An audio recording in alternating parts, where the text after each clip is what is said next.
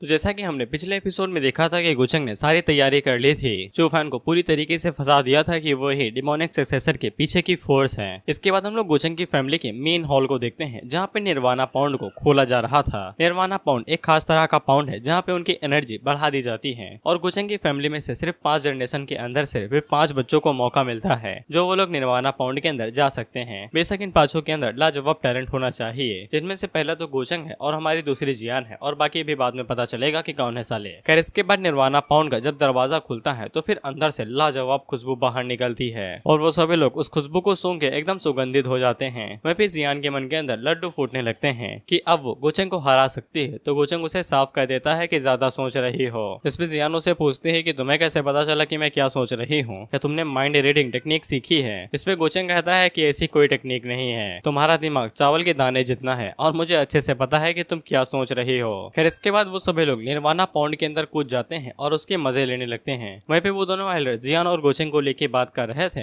उसी टाइम पे उनके फादर वहां पे आ जाते हैं और उन्हें अपने साथ लेके चले जाते हैं। साथ ही में वो गोचंग की तरफ देखते हैं तो वो वहां पे बैठ के कल्टीवेट कर रहा था। अब देखो निर्वाणा पाउंड के अंदर गोचंग के लिए यहाँ पे ब्लेसिंग और कर्स दोनों आ सकता है, क्योंकि अगर वो अपनी इनेक डिमोनिक टेंडेंसी को कंट्रोल नहीं कर पाता है तो फिर सभी को पता चल जाएगा कि वही डिमोनिक सक्सेसर है। हम देखते हैं कि गोचंग निर्वाणा के अंदर के इफेक्ट को काफी जल्दी एब्जॉर्ब कर रहा था। हमें निर्वाणा पाउंड के इफेक्ट के बारे में नहीं बताया गया है, बस इतना बताया जा रहा है कि इस गोचंग का जो डिमोनिक नेचर है वो अंदर से बहुत ज्यादा चिलमिला रहा है और गोचंग को बिल्कुल वैसे ही फीलिंग सेम हो रही है जैसे कि उसने तब हुई थी जब उसने डिमोनिक हेलबर्ड को उठाया था। वहीं पे गोचंग की हार्ट बीट हद से ज्यादा तेज हो जाती है। इसके बाद हम देखते हैं कि गोचंग को एक कमाल का नजारा दिखाई देता है जो कि पास्ट लाइफ की ओनर का था, यानी कि हेलबर्ड को जो पहले रूल किया करता था। हमें यहाँ पे साफ दिखाया जाता है कि ये पूरी जगह एकदम खतरनाक तरीके से भरी हुई है। वहीं पे हेलबर्ड के डंडे के ऊपर असली मालिक बैठा हुआ है जो हेलबर्ड को पहले इस्तेमाल किया करता था और ये असली डिमोनिक ओवरलॉर्ड है। ये गोचंग की तरह दिख रहा है लेकिन गोचंग है नहीं। लेकिन गोचंग को पास्ट लाइफ की मेमोरी जरूर मिल गई है क्योंकि वो यहाँ पे ट्रांसमिग्रेटेड होके आया था और यहीं पे गोचंग का डिमोनिक हार्ट वो अवेकन हो चुका है, जिसके बारे में गोचंग बाद में एक्सपेंड करेगा, लेकिन वो अभी के लिए जियान के ऊपर फोकस करता है। जिसके बाद वो अपनी एनर्जी जानबूझ के रिलीज करता है। यहाँ पे गोचंग ऐसा दिखाएगा कि उसके ऊपर डिमोनिक नेचर हावी हो गया है लेकिन उसके ऊपर हावी नहीं हुआ है, वो बस जियान को दिखाने के लिए नाटक करेगा। वही बाकी 3 जो यंग जनरेशन के लोग थे उन्हें जैसे ही डिमोनिक एनर्जी दिखाई देती है तो वो सभी गोचंग से पूछते हैं कि तुम्हें क्या हो गया है। वहीं पे उन लोगों को लग रहा था कि गोचंग को कल्टीवेटर साइकोसिस हो गया है, यानी कि कल्टीवेटर का दौरा पड़ना। वहीं पे बाकी 2 तो कहते हैं कि चलो हम लोग जल्दी से एल्डर को बुला के लाते हैं, लेकिन ये तीसरा वाला अपनी मुट्ठी भींचते हुए कहता है कि मैं इसे इतना मारूंगा कि ये रियलिटी में वापस आ जाएगा। वहीं पे जब गोचंग को गो फैमिली का यंग मास्टर यानी कि सक्सेसर चुना जा रहा था तब ये यहाँ पे नहीं था, तो फिर इसे लगता है कि गोचंग इसी वजह से टाइटल को पा लिया। लेकिन गोचंग अचानक से उसके पास उड़ते हुए आता है और उसके ऊपर एक ही किक मारता है और वो उड़ते हुए दरवाजे से जा टकरा के वहीं पे नॉकआउट हो जाता है। इसके बाद गोचंग बाकी बचे हुए उन दोनों से कहता है कि चलो बताओ तुम में से कौन आएगा। इसके बाद गोचंग उन्हें भी मार के बेहोश कर देता है। अब इसके बाद जियान को होश आता है तो वो गोचंग की तरफ देखती है और गोचंग पीछे मुड़ के उसकी तरफ मुस्कुराते हुए देखता है। जियान को समझ में आ जाता है कि ये डिमोनिक नेचर है और गोचंग के चेहरे के ऊपर वही एक्सप्रेशन थे जब वो उसकी डॉइस्ट बोन को छीन रहा था और अब उसे सब कुछ समझ में आ जाता है कि गोचंग ने उसकी हड्डी क्यों निकाली थी। वहीं पे गोचंग जियान के ऊपर एक डायरेक्ट हिट मारता है तो फिर जियान सीधा जाके पाउंड से जा टकराती है और उसकी हालत काफी ज्यादा खराब हो जाती है। इसके बाद गोचंग जियान की तरफ आगे बढ़ते हुए कहता है निर्वाणा पाउंड के अंदर बोन्स की डेंसिटी यानी कि पावर दुगनी हो जाती है और गोचंग उसे कहता है कि तुम्हें जिंदा रखना मेरे लिए किसी डिजास्टर से कम नहीं था, लेकिन चलो तुमने मुझे काफी अच्छा सरप्राइज दिया है। अब अपनी हड्डी खुद से बाहर निकालोगी या फिर मेरी जरूरत चाहिए। लेकिन मिंग वहाँ पे होली इंस्ट्रूमेंट को बाहर निकालती है जिसका नाम हेवनली टैपिंग अम्ब्रेला था। लेकिन गोचंग सामने से 2 ही 3 बार अटैक करता है और वो अम्ब्रेला के टुकड़े टुकड़े कर देता है, जिससे जियान भी हैरान हो जाती है कि एक ही चक्कर में होली अम्ब्रेला को डिस्ट्रॉय कर दिया, ये कितना ज्यादा शक्तिशाली हो गया है। वहीं पे गोचंग जियान से कहता है कि फालतू में मेहनत करना बंद करो, चुपचाप हड्डी मेरे हवाले कर दो, जिसके बाद मैं तुम्हें शांति से मरने दूंगा। खैर इसके बाद जियान वहाँ पे एक और सीक्रेट वेपन को इस्तेमाल करने वाली थी जिसको मास्टर लिसुई ने दिया था, लेकिन जियान उसका इस्तेमाल कर पाते कि उससे पहले ही गोचंग उसे अपने पास खींच लेता है और उससे कहता है तो मैं तुम्हारे साथ इतने टाइम तक रहा हूँ, मैं तुम्हारे हर एक कदम को भाप सकता हूँ। अब जियान को जाके समझ में आ जाता है कि गोचंग उसे इतना ज्यादा प्रैक्टिस करने के लिए क्यों कहता था, क्योंकि गोचंग को काफी अच्छे से पता था कि एक दिन डिमोनिक नेचर उसके ऊपर हावी हो जाएगा और अगर जियान उसे हराने के काबिल नहीं होगी तो वो इवेंचुअली मारी ही जाएगी। वहीं पे गोचंग उसके ऊपर अटैक करते हुए कहता है, सॉरी हड्डी निकालने वाला मुंह बनाते हुए कहता है, अब मुझे तुम्हारी नई बड़ी हुई हड्डियों यानी कि जो ग्रोन हो चुकी हैं वो लेने में और भी ज्यादा मजा आएगा। जिसपे जियान उसे कहती है कि जैसा तुम्हें दिल करे, लेना है तो ले लो। इससे गोचेंग को एक झटका लगता है और वो अपना हाथ रोक के तुरंत पीछे आ जाता है। जियान उसे पूछते है कि तुम्हें क्या हो गया, लेकिन गोचेंग अपने हाथ को रोकते हुए उसे कहता है कि पीछे रहो, और वो अपने ही डिमोनिक नेचर से कहता है कि तुम किसी भी कीमत पे जियान को चोट नहीं पहुंचा सकते हो। जिसपे जियान पहली बार गोचेंग को बड़ा भाई कह के बुलाती है। इसके बाद गोचेंग वहाँ पे तड़कती भड़कती एक्टिंग करने लगता है। वो बहुत ज्यादा डिमोनिक एनर्जी को रिलीज करने लगता है, जिससे जियान को उसकी चिंता होने लगती है और वो उसकी तरफ बढ़ने लगती है। लेकिन गोचेंग उसके ऊपर चिल्लाते हुए कहता है कि उसे मदद की जरूरत नहीं है, उसे जियान की कभी जरूरत ही नहीं थी, वो जल्दी यहाँ से भाग जाए। जियान को गोचेंग की इस हद तक चिंता होने लगती है कि वो अपनी दोस्त बोन को निकालने ही वाली थी, तो गोचेंग उसे चिल्ला के कहता है कि भाग जाओ यहाँ से। उसे बिल्कुल भी उसके दोस्त बोनों की जरूरत नहीं है, वो उसके लिए बस कचड़े के समान है। जिसपे जियान आगे से रोते और चिल्लाते हुए कहती है कि तुम्हें यही चाहिए, तुम कब तक खुद को इसी तरीके से दोष देते रहोगे। जिसपे इस बार गोचेंग का डिमोनिक नेचर उसके ऊपर दोबारा कब्जा कर लेता है और उसे कहता है कि ठीक है फिर मैं तुम्हारी मदद कर देता हूँ। इसके बाद वो तेजी से आगे बढ़ता है जियान के ऊपर हमला करने के लिए, लेकिन गोचेंग दोबारा एक्टिंग करते हुए कहता है कि तुम उसे बिल्कुल भी छू नहीं सकते हो, और वो अपनी डिवाइन सॉर्ड को अपने हाथों के अंदर घुसा देता है और वो जियान से कहता है कि रो क्यों रही हो, रोते हुए और भी ज्यादा गंदी लगती हो। इसके बाद डिमोनिक नेचर दोबारा हावी होने लगता है तो गोचेंग पीछे हट जाता है और गोचेंग इस बार अपने हाथ को ही डिस्ट्रॉय करने वाला था। भाई का डेडिकेशन देख रहे हो तुम लोग, यही डेडिकेशन चाहिए लाइफ के अंदर। जियान उसे रोकने की कोशिश करने लगती है, लेकिन वहाँ पे एक तगड़ा धमाका होता है। उसी टाइम पे दरवाजे के अंदर से गोचेंग के फादर निकलते हैं, जो कि जल्दी से जियान को लेके साइड में आ जाते हैं और जियान गोचेंग के फादर से कहती है कि अंकल जल्दी से जाके गोचेंग को बचाओ, वो बिल्कुल ठीक है, नहीं तो वो अपने हाथ को पूरी तरीके से बर्बाद कर लेगा। गोचेंग के फादर कहते हैं कि उसके लेवल पे ये छोटी मोटी इंजरी कोई भी चीज नहीं है, बस तुम सेफ रहो, वही सब कुछ ठीक है। वहीं पे हम लोग गोचेंग को देखते हैं जिसने अपने हाथ को उड़ा लिया था, लेकिन जैसे कि तुम्हें पता है कि कल्टीवेशन की दुनिया में कोई भी लंगड़ा लूला नहीं होता है, वैसे गोचेंग भी नहीं हुआ अनटिल एंड अनलेस ऑथर न चाहे। इसके बाद जियान गोचेंग के गले लग जाती है और रोते हुए कहती है कि उसे काफी अच्छे से पता था कि वो अपने डिमोनिक नेचर को कभी भी सरपास नहीं कर पाएगा, इसीलिए वो जियान को फोर्स करता था लगातार कल्टीवेट करने के लिए, ताकि वो खुद को बचा के रख ले। और जियान के लिए गोचेंग का पूरा कैरेक्टर ही बदल जाता है, कमीने से डायरेक्ट बहुत ज्यादा अच्छा और कमाल का इंसान। और जियान गोचेंग से कहती है कि वो हमेशा उसके साथ ही रहेगी और उसकी हर एक प्रॉब्लम में साथ देगी और उसको कभी भी नहीं छोड़ेगी।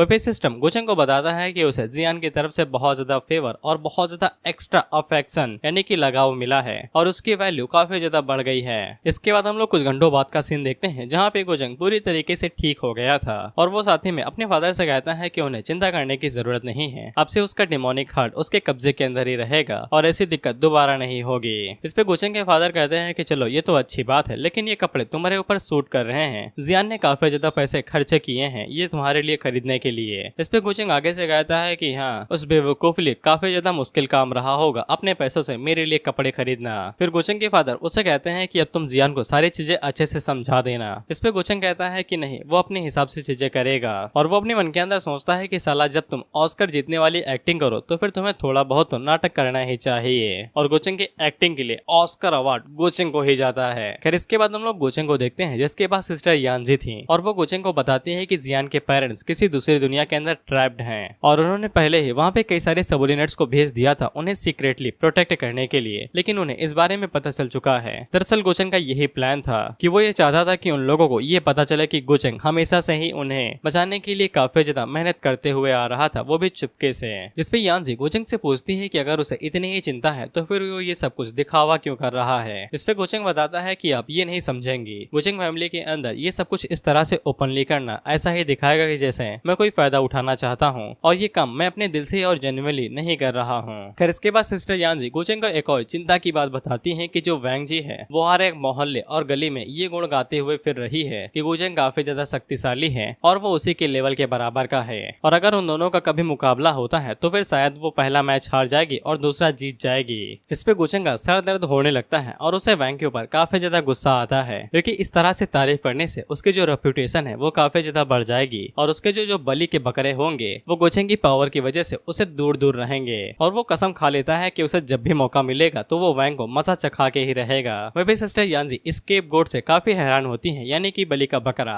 अब इसके बाद हम लोग सेंट चूचू को देखते हैं जो कि गोचेंग से मिलने के लिए आती है और जब वो गोचेंग के गार्ड्स को अपनी सील दिखाती है तो फिर वो लोग काफी ज्यादा हैरान हो जाते हैं और गोचेंग को इस बारे में बताने के लिए जाने लगते हैं। वहीं पे सेंट चूचू ने ये फैमिली की सीक्रेट टेक्निक का इस्तेमाल करके येलिंग की लोकेशन का पता लगाया तो फिर उन्हें पता चला कि वो पहले ही मारा जा चुका है और उन्हें समझ में आ जाता है कि उस जगह पे इमॉर्टल लैंड के बीच में काफी सारी चीजें हुई होंगी और गोचेंग ने बहुत सारी चीजें उनसे छुपा के रखी हैं। खैर इसके बाद वहाँ से वो गार्ड आ जाता है और चूचू को पता चलता है कि गोचेंग ने उसे बुला लिया है, जिससे वो काफी ज्यादा हैरान होती है क्योंकि गोचेंग तो उसे ओपनली मिलना नहीं चाहेगा अगर उसने ये सभी कांड किए होंगे। खैर चूचू को कोई भी चिंता नहीं थी क्योंकि वो सभी के सामने जा रही है और अगर गोचेंग उसके साथ कुछ भी करता है तो फिर इसे गो फैमिली के ऊपर काफी बड़ी बाधा आ सकती है और गोचेंग इतना तो बेवकूफ होगा नहीं कि खुले आम ही चूचू के साथ कुछ करने की कोशिश करेगा। खैर इसके बाद चूचू अंदर जाती है तो गोचेंग उसे बताता है कि उसने सभी तैयारियां पहले ही कर ली हैं और वो दोनों खाना खाते खाते बात कर सकते हैं। वहीं पे चूचू को ऐसा फील हो रहा था कि जैसे वो खुद डीमन के घर में आ गई है और वो गोचेंग की तरफ देखते हुए सोचती है क्या तुम सच में एक डीमन हो।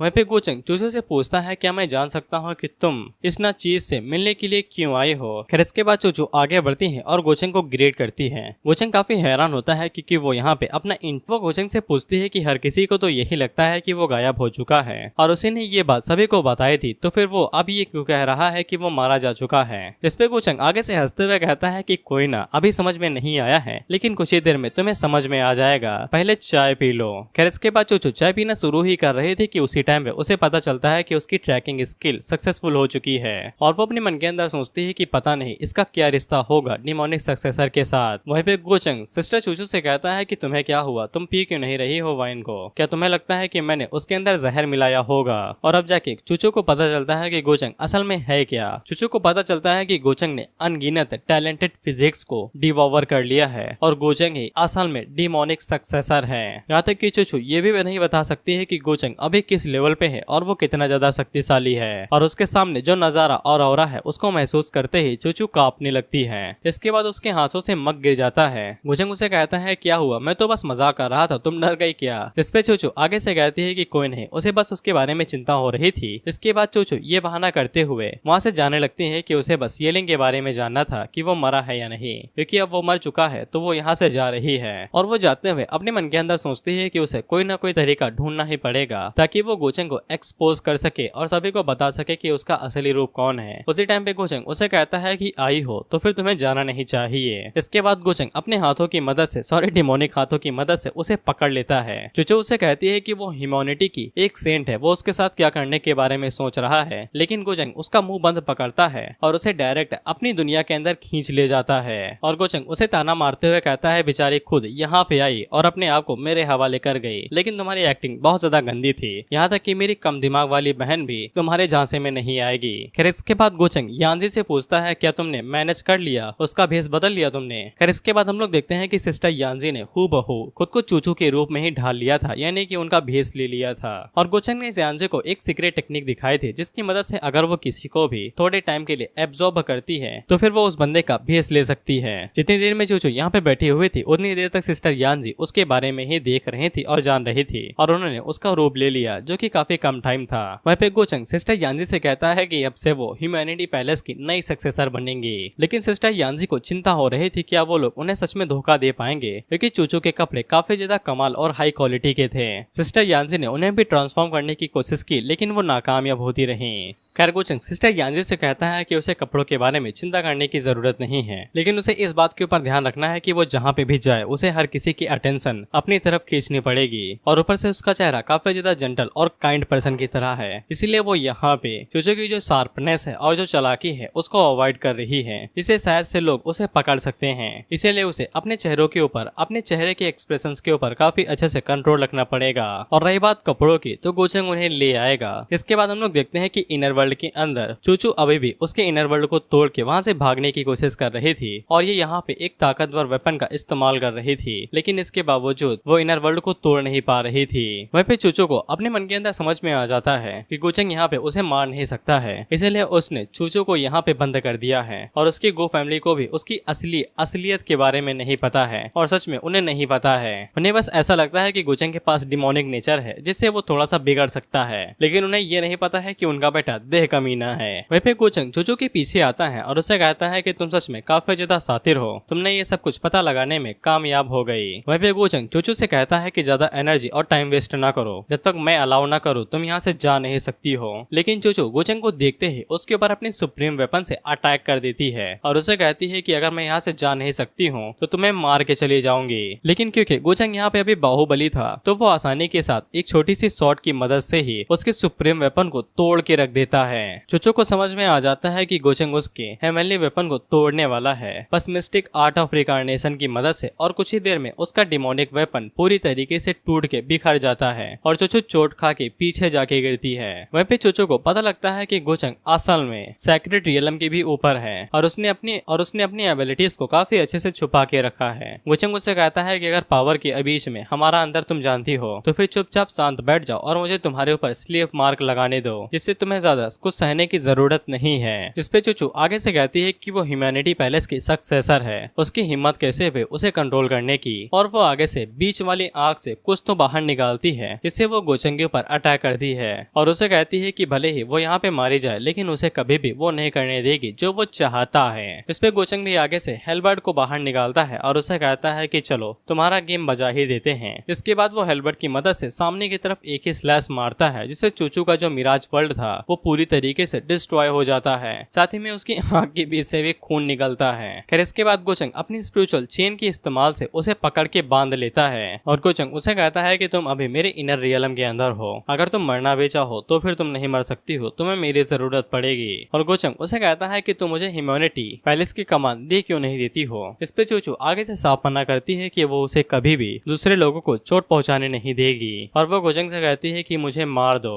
गोचंग उसे कहता है कि मुझे पता है कि तुम किसी चालाक लोमड़ी से कम नहीं हो, अगर मैं तुम्हें मार दूंगा तो पक्का एंसेक्ट्रल ह्यूमैनिटी पैलेस को इस बारे में पता लग जाएगा और मैं मुसीबत में पड़ जाऊंगा। लेकिन यहाँ पे सच में कुछ ऐसी चीजें हैं जिनको करने से तुम्हें मरने से भी ज्यादा शर्म और दुख होगा। और वो चूचू के बटन्स को अनलॉक करने लगता है और तुम्हें पिक्चर से पता ही चल रहा होगा कि कहाँ के बटन्स को। चूचू उसे कहती है कि तुम क्या करने की प्लानिंग कर रहे हो। गोचंग उसे कहता है कि वही जो तुम सोच रहे हो, अगर तुम मेरा कहना नहीं मारोगी तो फिर मैं तुम्हें पनिश करूंगा। इस पे चूचू काफी ज्यादा घबरा जाती है और आगे से गिड़गिड़ाते हुए कहती है कि तुम ऐसा नहीं कर सकते हो, डोंट डू दैट। लेकिन गोचंग कहाँ रुकने वाला था, इसीलिए मैंने कहा था कि मुझे चूचू के लिए बुरा लग रहा है। फिर इसके बाद गोचंग बाहर आ जाता है और यानजी को चूचू के कपड़े दे देता है और साथ ही में ह्यूमैनिटी पैलेस का टोकन भी। यानजी उससे पूछती है क्या तुमने उसे मार दिया तो ही तुम्हें ये सब कुछ मिल सकता था। इस पे गोचंग आगे से कहता है कि मैं उसे कैसे मार सकता हूँ और उसने इन सभी चीजों के लिए चूचू को बहुत ज्यादा इज्जत दी। वही सचिबल लाइन में है, वहीं पे हम लोग चूचू को देखते हैं जो कि बर्बाद हो चुकी थी और बस वो एक ही चीज कह रहे थे कि वो गोचंग को मार देगी। और इस पूरे सिनेरियो को कॉमेडी वाला बनाने के लिए कहा जाता है कि तुम मुझे कह रहे थे कि कपड़े और टोकन दो, मैं कहां से दे पाती जब तुमने पहले ही मेरे हाथों को बांध दिया था। मैं यहाँ पे कुछ भी नहीं कहूंगा, बस इतना ही कहूंगा गोचंग भले ही कूल है, कमाल का है, लेकिन उसने बहुत घटिया काम किया है। और हाँ, तुम लोग गोचंग को हेट कर सकते हो लेकिन वीडियो देखते आते रहना, ठीक है, व्यूज कम नहीं होने चाहिए। इसके बाद हम लोग गोचंग को देखते हैं जिसके हाथों में उसके बलि के बकरे बनने की लिस्ट थी जिसको मिंग गोचंग के लिए छोड़ के गई थी। गोचंग उससे कहता है कि ये तो है सॉफ्ट हार्टेड, लेकिन मुझे इनकी जरूरत नहीं है क्योंकि अभी के लिए मेरा बलि का बकरा हेवनली प्रिंस यानी कि चूफेन बनने वाला है। इसके बाद हम देखते हैं कि गोचंग के सामने एल्डर मिंग खड़े थे और गोचंग उनसे पूछता है कि कीहान अभी क्या कर रही है। अगर तुम कीहान को भूल चुके हो तो कीहान वही लड़की है, भूरे बाल वाली लड़की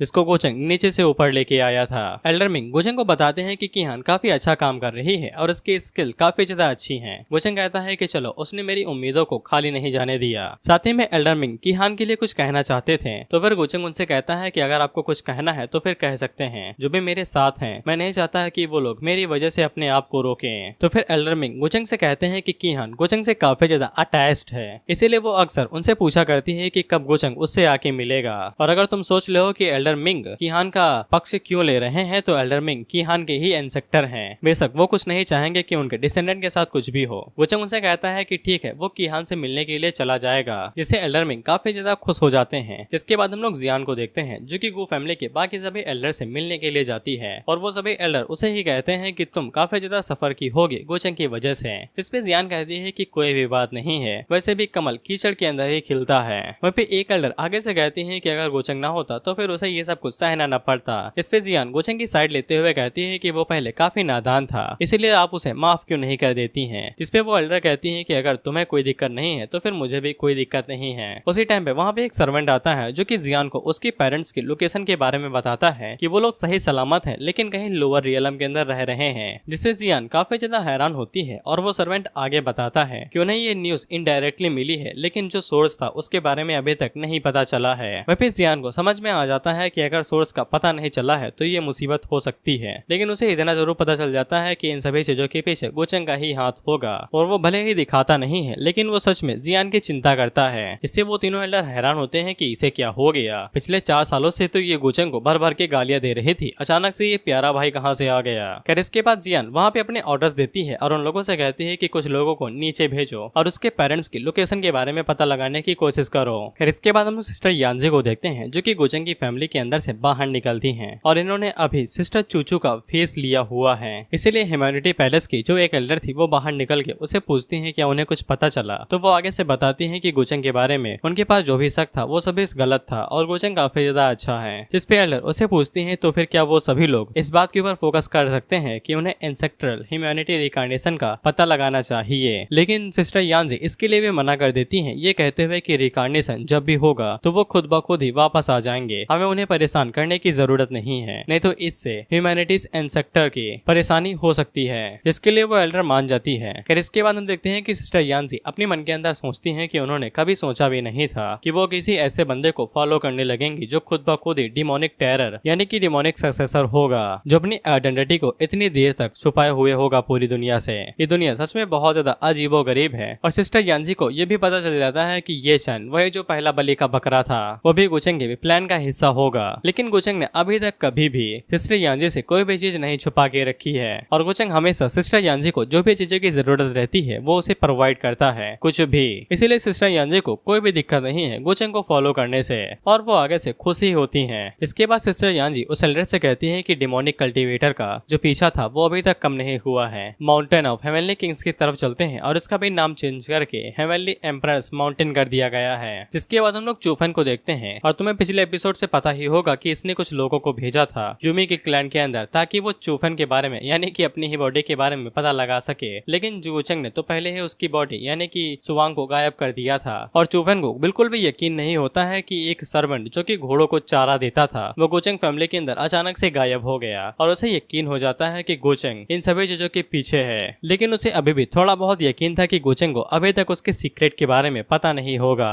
और साथ ही में इसे इस बात के लिए बुरा लग रहा है कि इसकी दूसरी बॉडी जो सुवांग वाली थी वो मारी गई है तो इससे यूमी उदास होगी और वो आगे से इस बात के ऊपर गुस्सा होने लगता है कि गोचंग ने यूमी को इस तरह से दुख क्यों दिया और वो आगे से चिल्लाते हुए कहता है कि तुम मरना डिजर्व करते हो। दिलवाले तो बहुत देखे लेकिन प्यार में जो पागल हो जाए ऐसे दिलवाले को आज पहली बार देखा। खैर इसके बाद उन लोग इंगियो को देखते हैं जो कि गोचंग से मिलने के लिए आती है, लेकिन गार्ड उसे बाहर ही रोक देते हैं ये कहते हुए कि गोचंग डायरेक्ट थ्रू करने के लिए सर्कुलेशन के अंदर चला जा चुका है और अगर कोई भी उसे रिस्टबर करने के लिए आए तो वो लोग वापस जा सकते हैं। वहीं पे वो गार्ड भी इस बात से काफी ज्यादा हैरान होता है कि गोचंग कमाल की पर्सनालिटी रखता है, चाहे सेडनेस हो या फिर हेवनली प्रिंसेस सब उससे मिलने के लिए भागे आ रहे हैं। अब इंगियो की पर्सनालिटी कुछ ऐसी थी यानी कि जिद्दी और ऊपर से बिगड़ैल, तो वो बिल्कुल भी नहीं जाने वाली थी। वो कुर्सी मंगाती है और वहीं पे बैठ के गोचंग का इंतजार करने लगती है। इससे वो गार्ड भी समझ जाते हैं कि ये पक्का नवाबी नखरे हैं। इस पे एंग्यू आगे से कहती है कि ये नवाबी नखरे नहीं है, मैं यहाँ पे उससे बात करने के लिए आई हूँ और जब तक बात नहीं कर लेती तब तक नहीं जाऊंगी। और अपने मन के अंदर सोचती है कि जब तक मुझे भाई के लिए इंसाफ नहीं मिल जाता मैं नहीं जाने वाली। खैर इसके बाद हम लोग देखते हैं कि जब एंग्यू गोचंग से मिलने के लिए जा ही रही थी तो फिर सीधा आके चूफैन उसे रोक लेता है और जाने के लिए मना करता है और बहाना ये देता है कि गोचंग कोई अच्छा इंसान नहीं है और जब वो उसकी अफवाह और बारे में कुछ क्लियर करने के लिए जाए तब वो सावधान रहे। वह भी इंग्यू उससे पूछती है कि उसे हुआ क्या है, वो इतना डरा डरा सा क्यों है और वो खुद जाके गोचंग से बात क्यों नहीं कर लेता है कि उसके जो ये रूमर्स फैल रहे हैं वो सब कुछ झूठ हैं। और वो पूछती है क्या तुम्हें डर लग रहा है और उसके ऊपर चिल्लाते हुए कहती है कि वो हेवनली एम्परर माउंटेन का आने वाला एम्परर है और वो एक जीनियस है पूरी यंगर जनरेशन के अंदर, तो फिर उसकी इतनी फट क्यों रही है और अगर वो इसी तरीके से करता रहा तो फिर वो कभी भी दूसरे लोगों का गुस्सा और सब कुछ सह नहीं पाएगा और लोग इसी तरीके से उसे नीचे दबाते रहेंगे। और वो आगे से कहती है कि उसे उसके ऊपर बहुत ज्यादा निराशा हो रही है क्योंकि अब वो पहले की तरह एक गर्व भरी भाई नहीं रहा है। इस पे चूफान आगे से ये बहाना बनाता है कि उसे कुछ दिक्कत हो रही है और वो आगे से कहता है कि उसने गलती से अपनी पास्ट मेमोरीज को कट कर लिया है जब वो कल्टीवेट कर रहा था, यानी कि भाई ने अपनी ही यादें मिटा दी और भाई को पता ही नहीं चला। और उसने काफी ज्यादा कोशिश की ताकि वो मेमोरीज को वापस ला सके, लेकिन ऐसा कुछ भी नहीं हुआ और ऊपर से इन अफवाहों की वजह से वो और ज्यादा परेशान है, जिससे इंग्यो को चूफान के लिए बुरा लगने लगता है क्योंकि है तो वो उसकी बहन ही। इसके बाद वो चूफान के गले लग जाती है और उसे कहती है, ब्रदर तुमने मुझे ये पहले क्यों नहीं बताया? तो फिर चूफान कहता है, क्योंकि मैं तुम्हें चिंता में नहीं डालना चाहता था। इसके बाद इंग्यो उसे कहती है कि तुम जाओ और जाके कल्टीवेट करो, तब तक मैं उन सभी रूमर्स की खबर लेके आती हूँ और वोजंग से बात करती हूँ। इस पे चूफान उसे कहता है कि मैं तुम्हारा आभारी रहूंगा और उसके जाने के बाद मन में सोचता है कि मैं सच में तुम्हारा आभारी हूँ क्योंकि तुम गोचेंग को टेस्ट करने में मेरी मदद करोगी, मेरी बेवकूफ बहना। इसके बाद हम लोग मिंग को देखते हैं जो कि लोअर रियलम के अंदर थी क्योंकि यहीं पे ह्यूमैनिटी पैलेस का रिकार्नेटर पैदा होने वाला था और मिंग उसे ढूंढ के तुरंत मारने की कोशिश के लिए पूरी तैयारी कर रही थी। यही है डेडिकेटेड वाइफ। जिसके बाद हम लोग पिलसेट को देखते हैं जहाँ पे किहान अभी रह रही है और गोचेंग वहाँ पे उसे मिलने के लिए आता है। तो फिर जो वहाँ की लीडर है जियान, वो गोचेंग से पूछती है, क्या तुम यहाँ मुझसे मिलने के लिए आए हो या फिर अपनी डिसाइपल किहान से? इस पे गोचेंग उनसे पूछता है कि आप मुझे ये बताइए कि आप किहान का काफी अच्छे से ख्याल रख रही हैं। इस पे जियान आगे से कहती है कि वो यहाँ की सक्सेसर बनने वाली है तो बेशक वो लोग उसका काफी अच्छे से ख्याल रखेंगे। वह फिर किहान के पीछे जो लड़कियां खड़ी थी वो उसे पूछती है, तुम्हारा सच में गोचेंग के साथ इस तरह का रिलेशनशिप है? वो काफी ज्यादा अच्छा और दयालु है, इससे बड़ा झूठ मैंने आज तक नहीं सुना। वह फिर गोचेंग किहान से कहता है कि तुम्हें इसी तरीके से मेहनत करती रहनी है और तुम्हें बिल्कुल भी इंस्पेक्टर जियान को परेशान नहीं करना है और न ही उन्हें निराश करना। इस पे किहान आगे से खुश हो जाती है और टमाटर की तरह लाल हो जाती है। वह फिर वो अपने मन के अंदर सोचती है कि गोचेंग सच में उन लोगों में से एक है जो अपने लोगों को काफी अच्छे से ट्रीट करते हैं। जिसके बाद हम लोग देखते हैं कि गोचेंग और किहान अकेले में बात करने के लिए जाते हैं जहाँ पे गोचेंग उसे बताता है कि वो उसे मिलने के लिए आया है क्योंकि वो चाहता है कि किहान उसके लिए एक काम करे। इस पे किहान कहती है कि बताओ तो सही। गोचेंग अपने पास से रेसिपी बाहर निकालता है जो वो किहान को दे देता है और वो चाहता था कि किहान इस रेसिपी से एक पिल बनाए। किहान कहती है कि ये थोड़ा सा मुश्किल है लेकिन वो कर लेगी। जिसपे गोचेंग उसके सर को सहलाता है तो फिर किहान काफी ज्यादा खुश हो जाती है और साथ ही में उसकी पॉइंट वैल्यू भी बढ़ती जा रही थी। खैर इसके बाद किहान गोचेंग से पूछने लगती है कि उसने अभी तक टाइम में कितना सब काम किया है। तो फिर गोचेंग उसे बताने लगता है कि उसने एक ड्रैगन को निपटाया है, एक बेवकूफ चिड़िया को निपटाया है और साथ ही में एक कमीने को भी, लेकिन वो सभी बस एक प्यादे की समान थे। इसके बाद हम लोग इंग्यो को देखते हैं और उसका एक सर्वेंट उसे आके बताता है कि उन्हें जिकोंग फैमिली की तरफ से कोई जानकारी मिली है कि लेजेंडरी एब्सोल्यूट यिन स्काई दोबारा आ रहा है। तो फिर कई सारे फैंक्शन इकट्ठा होकर इस बारे में डिस्कस कर रहे हैं। जिकोंग से हमें पता चलता है कि यिन स्काई ये वही कैलेमिटी है जिसके बारे में हमें मिंग ने बताया था, जिससे ये पूरी दुनिया तबाह हो सकती है। साथ में वो सर्वेंट इंग्यो को ये भी बताता है कि ह्यूमैनिटी पैलेस की जो सेंट है वो उनके पास आई है और वो उनके ऊपर इल्जाम लगा रही है डिमोनिक सक्सेसर की इनहेरिटेंस होने का, जो कि गोचेंग के प्लान का हिस्सा था जैसा कि यानजी को गोचेंग ने बताया था। इसीलिए इंग्यो जल्दी वहां से उठती है और उसके पास जाने लगती है और वो अपने मन के अंदर सोचते हैं कि गोचेंग इस बार तो बच गए हो, दोबारा नहीं बच पाओगे। वह पे गोचेंग का गार्ड अपने मन के अंदर सोचता है कि साला बस अफवाहों से ही उस प्रिंस के पानी निकल जा रहा है, तो फिर वो किसी छोटे बच्चे से कम नहीं है। अब इसके बाद हम लोग लोअर रियलम को देखते हैं जहाँ पे हम लोग टीचन रियलम उर्फ जुआन डोमेन को देखते हैं जहाँ पे गोचेंग आता है और उसने मिंग के ही रास्ते को फॉलो करके यहाँ पे आया था और मिंग की वजह से ही इसे पता लग गया था कि ह्यूमैनिटी का जो सक्सेसर होने वाला है, जो रिकॉर्डिनेट होगा, वो यहाँ पे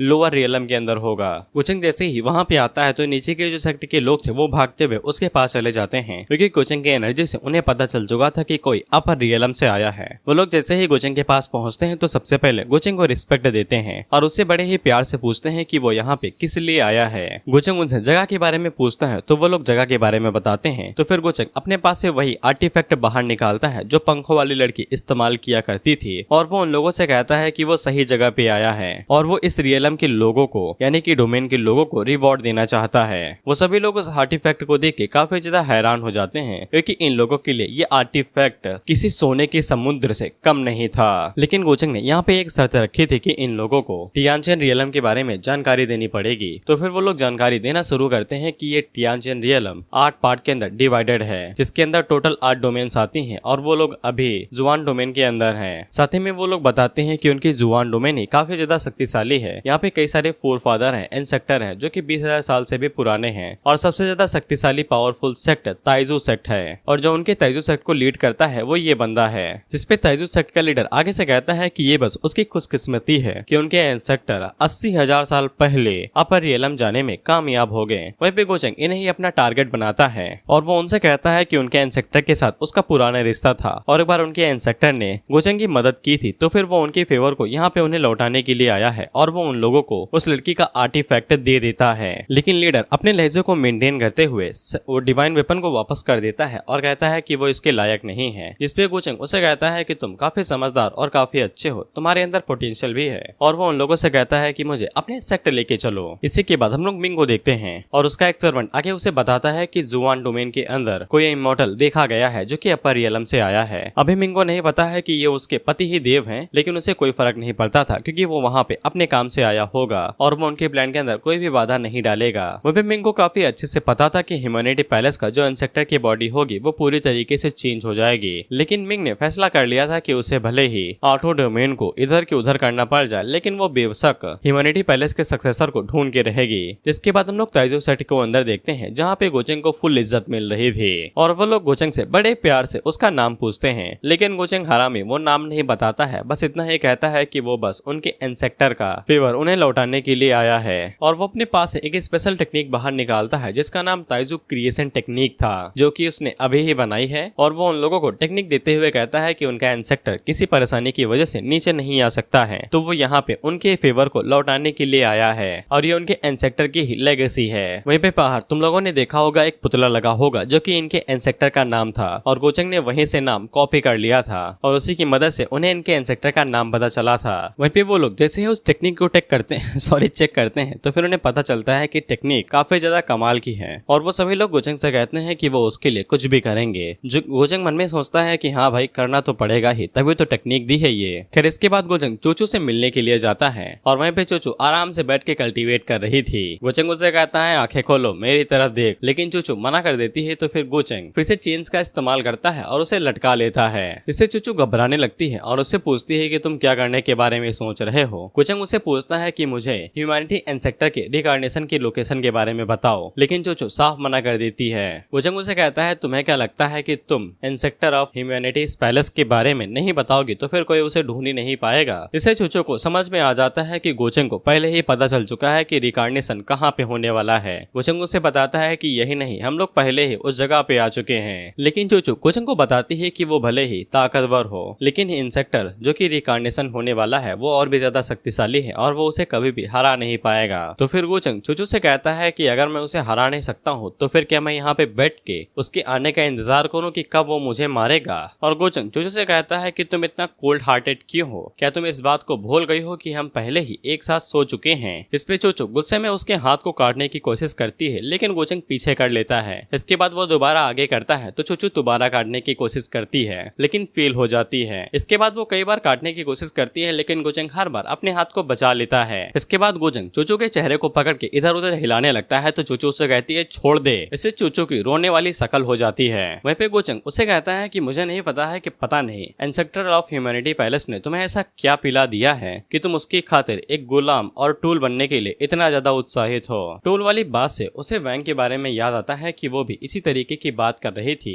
कि वो लोग इस तरीके से कल्टीवेट करते रहते हैं, साला हमारी शादी कैसे होगी। जिसपे चूचू उसे कहती है कि चुपचाप बैठ के कल्टीवेट करो, तुम ह्यूमैनिटीज इंसेक्टर के लिए बेइज्जती कर रही हो। लेकिन वैंग सोने के लिए चली जाती है, ये कहते हुए कि उसे दूसरों का टूल बनने के लिए बिल्कुल भी मजा नहीं है। और इन चीजों को याद करके चूचू गोचेंग से कहती है कि वो कोई टूल नहीं है, वो इंसेक्टरल ह्यूमैनिटी पैलेस की सक्सेसर है और उसका ये मिशन है कि वो ह्यूमैनिटी को बचाए और हर तरफ इंसाफ लेके आए। जिसपे गोचेंग को काफी जोरों से हंसी आती है और वो हंसते हुए कहता है तुम्हें क्या लगता है कि पुराने टाइम से ऐसा ही चलता आ रहा है, इंसाफ हमेशा ताकत के सामने झुकता आया है और तुम्हें लगता है कि सिर्फ दया की वजह से ही इंसेक्टरल ह्यूमैनिटी पैलेस की लेगेसी चलती आ रही है। और सबसे बड़ी बात, तुम मेरे ऊपर एक उंगली भी नहीं उठा सकती हो और तुम यहाँ पे पूरी दुनिया को बचाने की बात कर रही हो सिर्फ एक इंसाफ के चलते। तुम बस एक हथियार के अलावा कुछ भी नहीं हो जिसका ह्यूमैनिटी पैलेस इसलिए इस्तेमाल कर रहा है ताकि वो मेरे ऊपर नजर रख सके और सिर्फ कुत्ते ही इस तरह का गंदा काम अपने मालिक के लिए करते हैं। अरे नहीं, ये वाक्य तो तुम्हारी व्याख्या भी नहीं कर सकता है, तुम बस एक छोटी सी पपी हो जो मुझे काट भी नहीं नहीं सकती है। यहाँ पे ऐसे कई सारे लोग हैं जिन्होंने बहुत ज्यादा बुरे कर्म किए हैं, लेकिन मैंने कभी भी तुम्हें मारते हुए उन्हें नहीं देखा।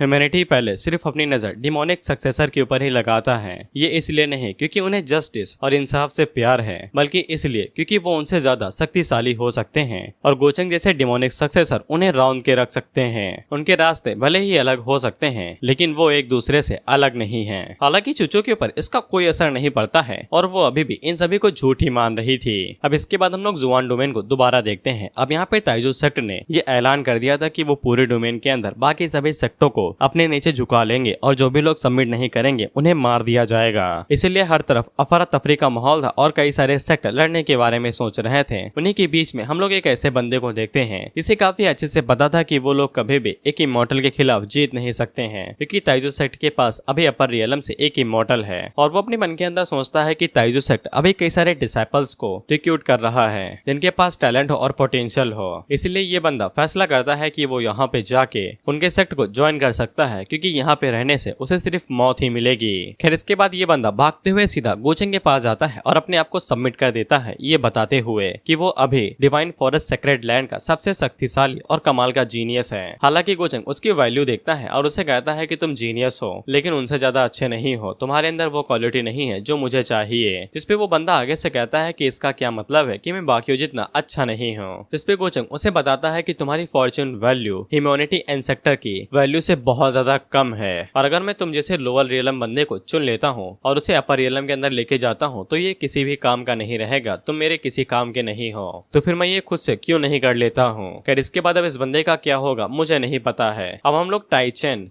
रियलम के अंदर हेवनली डोमेन को देखते हैं, जहाँ पे कई सारे गुलाम थे और उनसे जबरदस्ती काम कराया जा रहा था।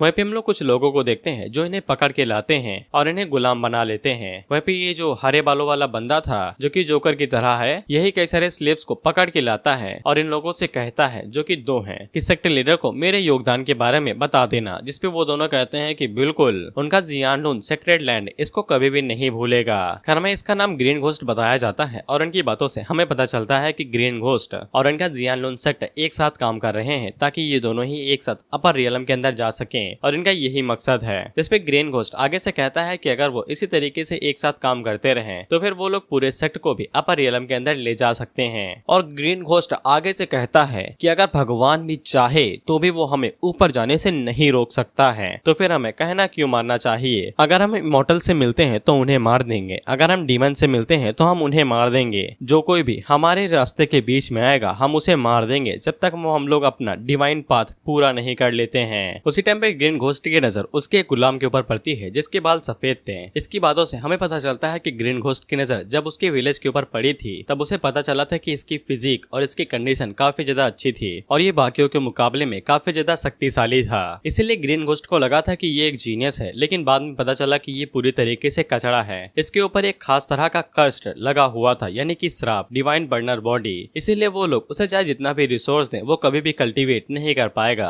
लेकिन इस लड़के की स्ट्रेंथ काफी ज्यादा अच्छी थी और ये उस जगह पे काम कर पा रहा था जहाँ पे बाकी स्लेव नहीं कर पाते हैं और मारे जाते हैं। वहीं पे हम लोग उस सफेद बाल वाले लड़के को देखते हैं और इसकी बस एक ही चाह थी कि ये अपने विलेज दोबारा वापस जाना चाहता था ताकि ये अपनी छोटी बहन से दोबारा मिल सके, क्योंकि इसकी ग्रैंड माँ काफी ज्यादा बूढ़ी हो चुकी है और वो मरने वाली है और इसे खुद ही अपनी छोटी बहन का ख्याल रखना पड़ेगा। हमें पता चलता है कि इसने ग्रीन घोस्ट के साथ कोई बात की थी और ग्रीन घोस्ट ने आगे से कहा था कि अगर ये 3 साल यहाँ पे काम कर लेता है तो फिर वो उसे जाने देगा और सिर्फ 3 ही महीने रह गए थे जिसके बाद इसका 3 साल का कॉन्ट्रैक्ट पूरा हो जाएगा। खैर ये लड़का जैसे ही बेहोश होता है तो फिर इसके मन के अंदर हम एक आवाज को देखते हैं जो कि उससे कहता है कि इस तरह से तड़पना छोड़ दो और अगर तुम मेरे वजूद को स्वीकार कर लेते हो तो फिर तुम्हें ये सब कुछ सहना नहीं पड़ेगा। जिसपे ये लड़का कहता है नसीड़ी हूँ क्या जो अपनी ही बॉडी खुद छोड़ दूंगा 2 पौवा मारने के बाद। जिसपे आवाज वाला बंदा कहता है मेरी बॉडी तुम बस एक फ्रेगमेंट का हिस्सा हो जिसके अंदर अभी भी जागरूकता बची हुई है। जैसे ही मैं अवेकन होता हूँ तो फिर तुम मिट जाओगे, लेकिन मैं ऐसा चाहता नहीं हूँ। अगर तुम मुझे एक्सेप्ट कर लेते हो तो मैं तुम्हारी सभी इच्छाओं को पूरा कर दूंगा, वो भी तुरंत के तुरंत। तुम्हारी छोटी बहन का ख्याल रखना तुम्हारी ग्रैंडमा के साथ में, और भी ऐसी कई सारी चीजें जो तुम करने के बारे में सोच रहे हो, सब कुछ बिना किसी दिक्कत के। सफेद बालों वाले लड़का आगे से कहता है कि मेरी छोटी बहन और ग्रैंडमा का ख्याल रखोगे, मैं तुम्हें स्वीकार कर लूं या फिर वजूद से मिट जाऊं, इस दोनों में फर्क ही क्या है। मैं चाहे जो कुछ भी चूज करूँ मैं इस दुनिया से मिट ही जाऊंगा और इरेज होने के बाद क्या वो इंसान वही रहेगा जो मैं हूँ। जिसपे ये बंदा आगे से कहता है कि बिल्कुल भी नहीं, दोनों के बीचों में बेसिक डिफरेंस रहेगा ही। मुझे एक्सेप्ट करोगे तो फिर अलग, अगर मिट जाओगे तो फिर अलग। इस पे वो लड़का कहता है बेसिक क्या, मुझे अच्छे से पता है कि मैं याओ के पास बिल्कुल भी नहीं हूँ तो वो उदास होगी। मुझे पता है कि तुम शक्तिशाली हो लेकिन मैं इस बॉडी के ऊपर गिव अप नहीं करूंगा और तुम्हें ये बॉडी कभी भी नहीं मिलेगी। इस पे वो बंदा आगे से कहता है कि तुम काफी ज्यादा जिद्दी हो लेकिन काफी ज्यादा ईमानदार और लॉयल हो, लेकिन ये बॉडी तुम्हें ज्यादा देर तक अपने अंदर रखेगी नहीं। लेकिन वो लड़का कहता है कि अपन गिव अप नहीं करेगा। खैर इसके बाद हम लोग गोचंग को देखते हैं जो कि डायरेक्ट हेमेनली डोमेन के अंदर आ जाता है और उसी टाइम पे सिस्टम उसे एक नया मिशन देता है जो कि रिकार्नेटिंग फॉर्चून को चूज करने वाला था। खैर इसके बाद सिस्टम गोचंग को थोड़ी बहुत जानकारी देता है जहाँ पे हम लोग पीच ब्लॉसम ट्री को देखते हैं, उसके ऊपर एक बिजली आके गिरती है तो फिर वहाँ पे किसी एक बच्चे का जन्म होता है और गोचंग को पता लग जाता है कि पीच ब्लॉसम ट्री से जो ये बच्चा पैदा हुआ है ह्यूमैनिटीज एंसेस्टर से कोई न कोई कनेक्शन होना चाहिए और अगर ये सच हो या ना हो तो भी क्या फर्क पड़ता है, गोचंग इसे अपने लिए तो पूरा करेगा ही। इसके बाद हम लोग नॉर्थन माउंटेन विलेज को देखते हैं जहाँ पे हम लोग उसी सफेद बालों वाले लड़की की छोटी बहन को देखते हैं जो कि अपनी ग्रैंडमा से पूछती है क्या भाई मुझे भूल गया है, जिस पे ग्रैंडमा उसे बताती है कि ऐसा कभी भी नहीं होगा और जब तुम्हारा भाई अपनी कल्टीवेटर की स्टडी खत्म कर लेगा तब वो तुम्हें लेने के लिए जरूर आएगा। जिस पे याओ काफी ज्यादा खुश हो जाती है और ग्रैंडमा उसे बताती है कि जो बंदा तुम्हें यहाँ से लेके गया था वो किसी सेक्ट का लीडर या फिर कुछ है। उसने बताया था कि तुम्हारे भाई की बॉडी काफी ज्यादा कमाल की है, इसीलिए अगर वो लोग रिसोर्स करते हैं तो फिर उसकी कल्टीवेशन काफी ज्यादा अच्छी है, इसीलिए तुम्हारा भाई जब अच्छा कल्टीवेटर बन जाएगा तो वो तुम्हें लेने के लिए जरूर आएगा। उसी टाइम पे एक बंदा भागते हुए वहाँ पे आता है और उन लोगों को बताता है कि गांव के ऊपर लुटेरों ने अटैक कर दिया है, जल्दी यहाँ से भाग जाओ। इस पे ग्रैंडमा याओ से कहते हैं कि चिंता न करो मैं तुम्हें प्रोटेक्ट करूंगी। वैसे इन लुटेरों का नाम था काली हवा के लुटेरे और इनका मकसद यहाँ पे आने का था ये कि ये लोग 15 साल से कम उम्र की लड़कियों को पकड़ना चाहते हैं और अफवाह तो ये है कि इनका लीडर है वो जवान लड़कियों को पका के खाता है। वो लोग जैसे ही वहाँ पे आते हैं तो अपना काम करना शुरू कर देते हैं और एक लड़की को अपने साथ ले जाने लगते हैं और जब उसकी मदर रजिस्ट करने की कोशिश करती है तो वो लोग बेरहमी से उसे मार देते हैं। उसी टाइम पे उस बंदे की नजर याओ के ऊपर पड़ जाती है तो वो उसको भी पकड़ने के लिए जाने लगता है, लेकिन ग्रैंड मदर आगे से साफ मना कर देती हैं और उससे कहती हैं कि मैं कुछ करना तो नहीं चाहती थी लेकिन तुमने मुझे मजबूर कर दिया है। जिसके बाद हम लोग गोचंग को देखते हैं और उसी ने काली हवा के लुटेरों के लीडर को ऑर्डर दिया था लड़कियों को पकड़ने के लिए। खैर गोचंग जब उनको चेक करता है तो फिर उसे पता चलता है कि उनमें से कोई भी लड़की उसके काम की नहीं है, यानी कि वो याओ को ही ढूंढ रहा है। तो फिर गोचंग उसे कहता है कि इन सभी को आजाद कर दो और जहाँ से लेके आए थे उन्हें वापस छोड़ दो। जिस पे लीडर को आगे से दिक्कत थी तो फिर गोचंग उसे घूरते हुए कहता है कि मेरी भी एक बहन है वो भी इसी एज की। तो फिर वो बंदा इसके लिए तुरंत मान जाता है। वो बंदा कुछ कहना चाहता था तो गोचंग उससे कहता है कि बको। तो वो लीडर आगे से बताता है कि उसने नॉर्थन माउंटेन विलेज पे कुछ लोगों को भेजा था लेकिन उन सभी को किसी ने मार दिया है और वहाँ पे एक कल्टीवेटर है जो कि सैक्रेड सोरेन रियलम पे है। इससे गोचंग को समझ में आ जाता है कि उसे वहीं पे जाना है। वो लीडर आगे से कहता है कि वो इस मामले को सुलझा लेगा लेकिन गोचंग उसे कहता है कि वो खुद ये कर लेगा, उसे कुछ भी करने की जरूरत नहीं है। और गोचंग के जाने के बाद वो मन के अंदर सोचता है कि बस एक बार मैं डिवाइन किंग रियलम पे चला जाऊं फिर मैं तुम्हें बताऊंगा। लेकिन गोचंग पता नहीं लौट के वापस आता है और उससे कहता है कि वो चाहता है कि लीडर नॉर्थन माउंटेन विलेज के जितने भी लोग हैं उन सभी को मार दे। खैर इसके बाद हम लोग विलेज को देखते हैं। ग्रैनी और याओ दोनों उस विलेज को छोड़ के जा रहे थे तो फिर बाकी लोग कहते हैं कि अगर आप चले जाएंगे तो फिर हम लोग उन लोगों का मुकाबला कैसे करेंगे। वहीं पे ग्रैंडमा उन लोगों से कहती हैं कि वो सिर्फ सैक्रेड सोरेन रियलम पे हैं और उनका जो बॉस है वो हेवनली गॉड रियलम पे है और अगर वो लोग उसे लड़ेंगे तो वो लोग मारे ही जाएंगे, इसीलिए अगर उन लोगों को अपनी जिंदगी बचानी है तो वो लोग यहाँ से भाग सकते हैं। लेकिन उसी टाइम पे वहाँ पे लुटेरों का लीडर आ जाता है जो कि उन लोगों से कहता है कि देर हो चुकी है। ग्रैनी इस बात से काफी ज्यादा चिंता में आ जाती हैं और सभी लोग उन लोगों से कहते हैं कि हमें बचा लो ग्रैनी। वहीं पे लीडर ग्रैनी से कहता है कि तुमने मेरे लोगों को मारा है तो फिर तुम भी मारी जाओगी। इस पे ग्रैनी कहती है कि वो मरना डिजर्व करते थे। वहीं पे वो मन के अंदर सोचती है कि ये लोग काफी ज्यादा शक्तिशाली हैं और उसके ऊपर से अगल बगल में जो लोग हैं वो भी सेम रियलम पे हैं। और ग्रैनी मन के अंदर सोचती है कि उन्हें अपने ब्लड एसेंस का इस्तेमाल करके याओ को सेफ स्पॉट पे भेजना पड़ेगा। जिसके बाद वो लीडर डायरेक्ट ग्रैनी के ऊपर अटैक कर देता है तो ग्रैनी भी ऊपर जाके उसके ऊपर अटैक करती है, लेकिन बेशक रियलम कम होने की वजह से वो चोट खा के पीछे जाके गिरती है और घायल हो जाती है।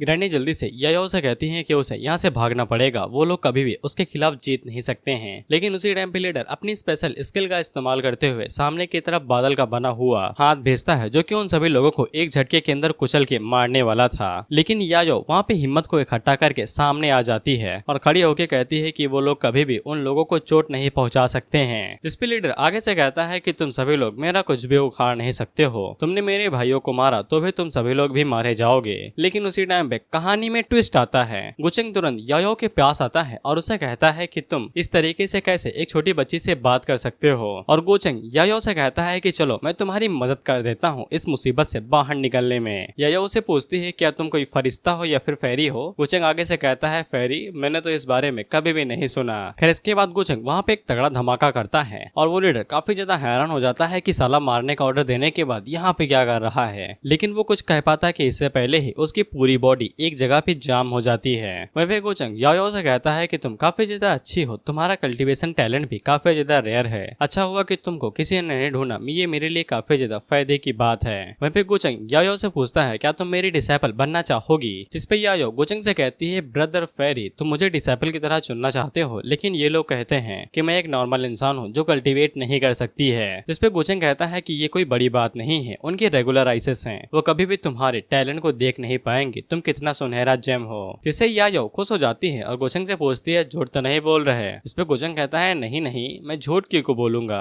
तो फिर यायो गुचेंग की डिसाइपल बनने के लिए मान जाती है। गुचेंग उससे कहता है कि तुम काफी ज्यादा प्यारी और एडोरेबल हो। यायो गुचेंग से पूछती है कि उनके साथ क्या होगा। जिसपे गुचेंग कहता है कि उन बुरे लोगों के साथ मैं उन्हें उम्मीद से उनकी नई जिंदगी में भेजने वाला हूँ और उम्मीद करता हूँ कि वो मेरी तरह एक अच्छे इंसान बनेंगे। जिसके बाद वो रिकार्नेशन पावर का यूज करते हुए सामने की तरफ देखता है तो फिर लीडर की बॉडी पटाखे की तरफ विस्फोट कर जाती है और वहाँ पे फायर वर्क होने लगता है। और बेशक ये नेक्स्ट जिंदगी में नहीं जाने वाला है क्योंकि लाइफ सर्कल गुचेंग ने डिस्ट्रॉय कर दिया है। वह गुचेंग यायो से कहता है कि अब से तुम मुझे ब्रदर नहीं मास्टर कह के बुलाओगी। जिसपे यायो उसे मास्टर कहती है तो गुचेंग उसे कहता है कि तुम मुझे और भी ज्यादा पसंद आने लगी हो। वह ग्रैनी अपने मन के अंदर सोचती है कि अपर रियलम के इमोर्टल सच में इतने ज्यादा शक्तिशाली होते हैं। खैर इसके बाद गुचेंग यायो के लिए पहली मुलाकात के लिए उसे गिफ्ट देता है जो कि डिवाइन वेपन्स थे। यायो पूछती है कि तुम मुझे इतना अच्छे से ट्रीट क्यों कर रहे हो। जिसपे गुचेंग कहता है कि तुम्हें क्यों जानना है, मैं तुम्हारा मास्टर हूँ और अब से मैं तुम्हारे लिए तुम्हारी फैमिली से ज्यादा क्लोज रहने वाला हूँ। जिससे यायो को रोने आ जाता है क्योंकि वो उससे फैमिली से भी ज्यादा उसके क्लोज है। गुचेंग उससे कहता है कि तुम रो क्यों रही हो, मैं तुम्हारे साथ अब से हमेशा रहूंगा और कोई भी तुम्हें फ्यूचर में बुली नहीं करेगा। वहीं पे ग्रैनी की आंखें बाहर आ जाती हैं इतने सारे डिवाइन वेपन्स को देख के, क्योंकि उनमें से एक डिवाइन वेपन पूरी ह्यूमनली डोमेन को कंट्रोल करने का दम रखता है। जिसके बाद गुचेंग यायो को लेके अपने साथ जाने लगता है तो फिर यायो गुचेंग से पूछती है कि ग्रैनी का क्या होगा।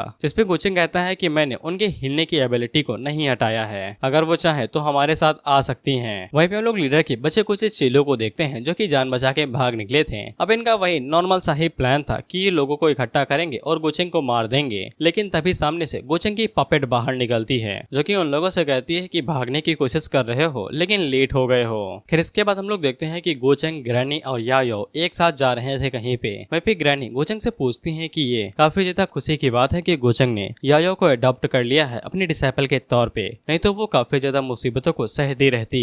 वहीं पे यायो गुचेंग से पूछती है क्या वो अभी भी अपने भाई को पसंद कर सकती है और उसके साथ बाकी कल्टीवेटर्स की तरह शॉर्ट पे उड़ सकती है। वहीं पे ग्रैनी गुचेंग को बताती है कि वो अभी काफी ज्यादा छोटी है और उसे पावर का अभी उसे असली मकसद नहीं पता है, शायद से वो बहुत जल्द ही अपने ब्रदर को सर पास कर दे। गुचेंग कहता है कोई बात नहीं है, यायो उसकी पहली डिसाइपल है और उसे इस बात से खुशी है कि वो अपने भाई को काफी ज्यादा पसंद करती है। और गुचेंग को शायद से पता लग चुका था कि सफेद बालों वाले लड़के के अंदर ही ह्यूमैनिटीज एंसेक्टर रिकार्नेट होने वाला है और इसका नाम जियांग यांग है। लेकिन उसी टाइम पे उन लोगों के सामने एक डियर आ जाता है जो कि खुद को डियर गॉड बताता है और वो उन लोगों से कहता है कि तुम्हारी हिम्मत कैसे हुई मेरे इलाके के अंदर घुसने की। ग्रैनी उसे देख के काफी ज्यादा घबरा जाती है क्योंकि ये डियर स्पिरिट थी और ये सैक्रेड रियलम पे थी। हालांकि गुचेंग उसे मेडिसिन बनाने की इंग्रेडिएंट के अलावा और कुछ भी नहीं देखता है। अगले सीन में हम लोग देखते हैं कि गुचेंग यायो को कई सारे आर्टिफैक्ट और एल्जियर देता है जिससे वो उसका ब्रेक थ्रू करवाने में मदद कर रहा था। लेकिन बहुत सारे आर्टिफैक्ट, एल्जियर और मेडिसिन, यहाँ तक कि वो डियर स्पिरिट इस्तेमाल करने के बावजूद वो ब्रेक थ्रू नहीं कर पा रही थी। हालांकि गुचेंग को इसका अंदाजा पहले ही लग चुका था।